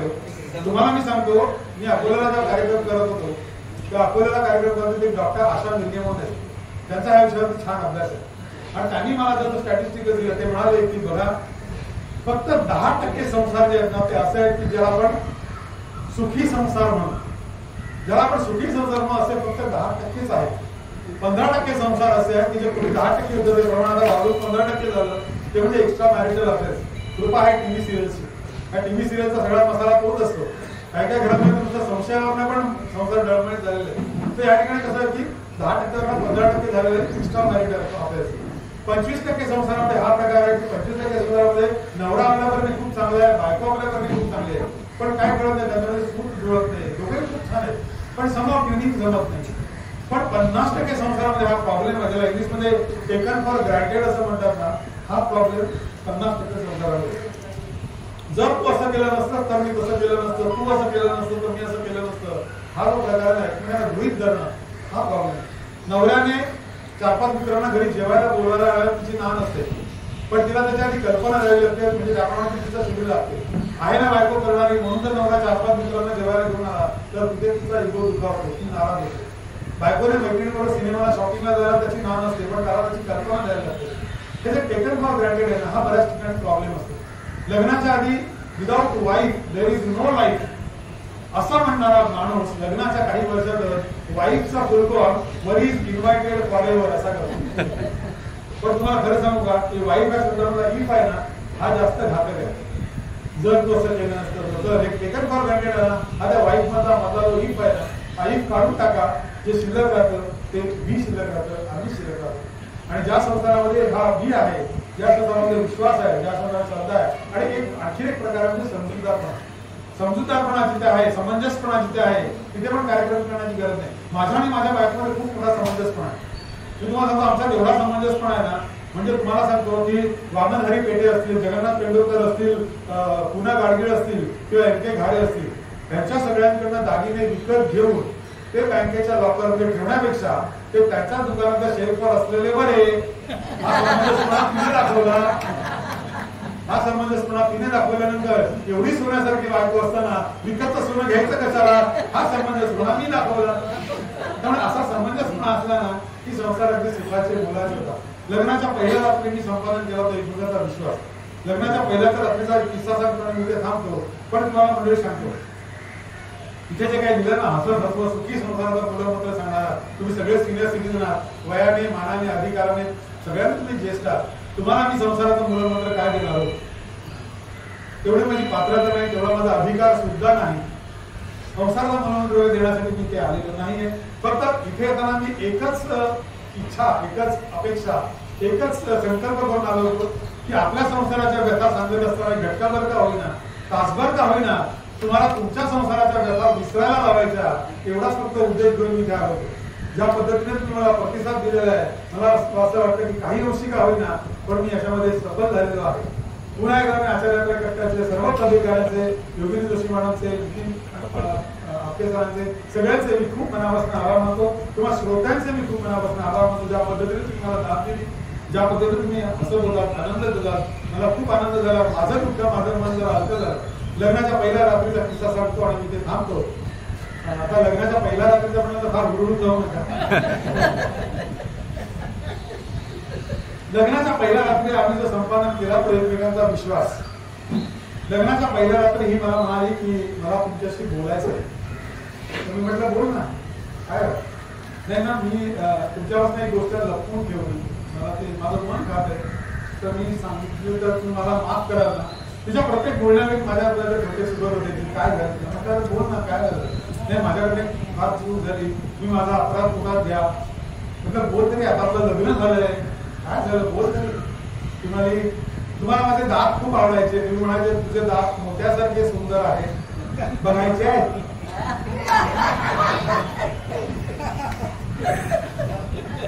ठीक आहे छोटी जेवढं माझं दडपण कमी झालं, म्हणजे ठीक आहे तू जर एक गोष्ट लपवली तर मी पण तुझ्यापासून एक गोष्ट लपवली, तर मी तुझी चूक पदरात घातली, तू पण माझी चूक पदरात घाल, तर सांगा ना म्हणे तुम्ही मला माफ केलं, तुम्हाला काय झालं सांगा.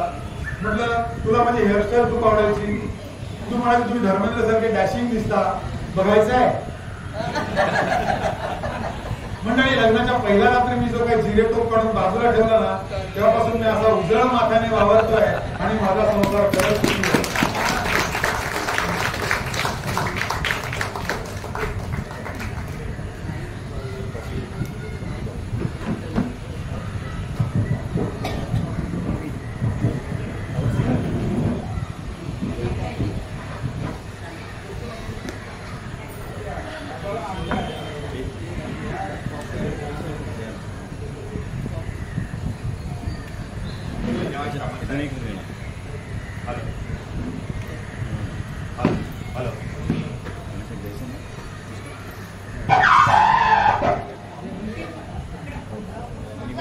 हॅलो, धन्यवाद कामत साहेब.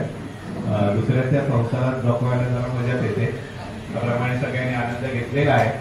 आता कार्यक्रमाचा समारोप करायला मी भागवत जोशी यांना विनंती करतो.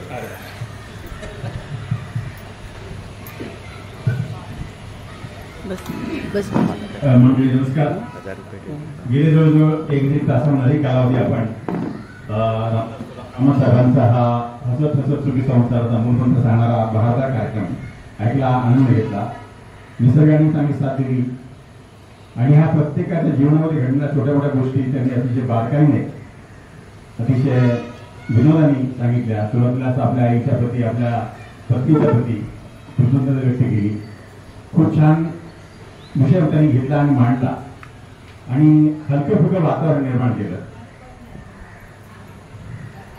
कामत साहेब, तुम्हाला सांगा, मला खूप आनंद वाटेल की आमच्या आपल्या गट्ट्यावर जवळजवळ आतापर्यंत छान छान मोठमोठी व्यक्ती येऊन गेले. त्यातले काही सांगता येईल. प्रसाद कुलकर्णी, अमरीश मिश्रा, मधु मंगेशकरणी, डॉक्टर शेट्टी. उशीर झाला आम्हाला तुम्हाला बोलवायला, त्यामुळे तुम्ही आमच्या या लिस्टमध्ये आता ऍड झालात. खूप चांगलं व्यक्तिमत्व आम्हाला नितीनमुळे मिळालं. तर नितीनच्या अगोदर आभार मानला पाहिजे, कारण नितीन कामत साहेबांना नाव सुचवलं आणि कामत साहेब आपल्याला भेटते. मंडळी, छान कार्यक्रम. हो, येस. तर या आपल्या सर्वांच्या वतीनं मी कामत साहेबांचे, तसेच त्यांच्यासोबत त्यांच्या पत्नी आलेल्या आहेत स्नेहाताई, त्यांचे मी मनापासून आभार मानतो. तसंच आजचा हा कार्यक्रम आपणापर्यंत पोहोचवण्याचं काम करणारा आपला विनायक, तसेच पाऊस असताना सुद्धा आपण एवढ्या प्रचंड उपस्थित राहिलात, आपणा सर्वांचे मनापासून आभार. ज्येष्ठ नागरिक संघाचे काही सभासद इथे आलेले आहेत, त्यांचे मनापासून आभार मानतो. सांगायला एक आनंद वाटेल, कामत साहेब आमच्या या सभासदांमध्ये काही गायक आहेत, कवी आहेत. त्यातल्याच एक आमच्या कविता म्हणजे करणाऱ्या आरती दळवी, आरती नाही आहेत, त्या बाहेर गेल्या आहेत. त्यांना एक चांगला छंद आहे, त्या प्रत्येकाच्या वाढदिवशी एक त्याच्यावर छान कविता लिहायची आणि त्यांनी असं कवितांचं पुस्तक आम्ही आमच्या आत्रे गट्ट्याच्यावरून प्रसिद्ध केले. त्याचं नाव आम्ही काव्यावरती ठेवलंय, ते तुम्हाला आम्ही देणार आहोत. तसंच दुसरंही आमच्या भावनांच्या प्रतीक आम्ही काही जन्मी रूपाने आम्हाला देणार आहोत. भावनांचं प्रतीक तसेच काव्याचं पुस्तक देण्यासाठी मी आमचे मार्गदर्शक राणेसाहेब यांना निमंत्रित करतो. राणेसाहेब.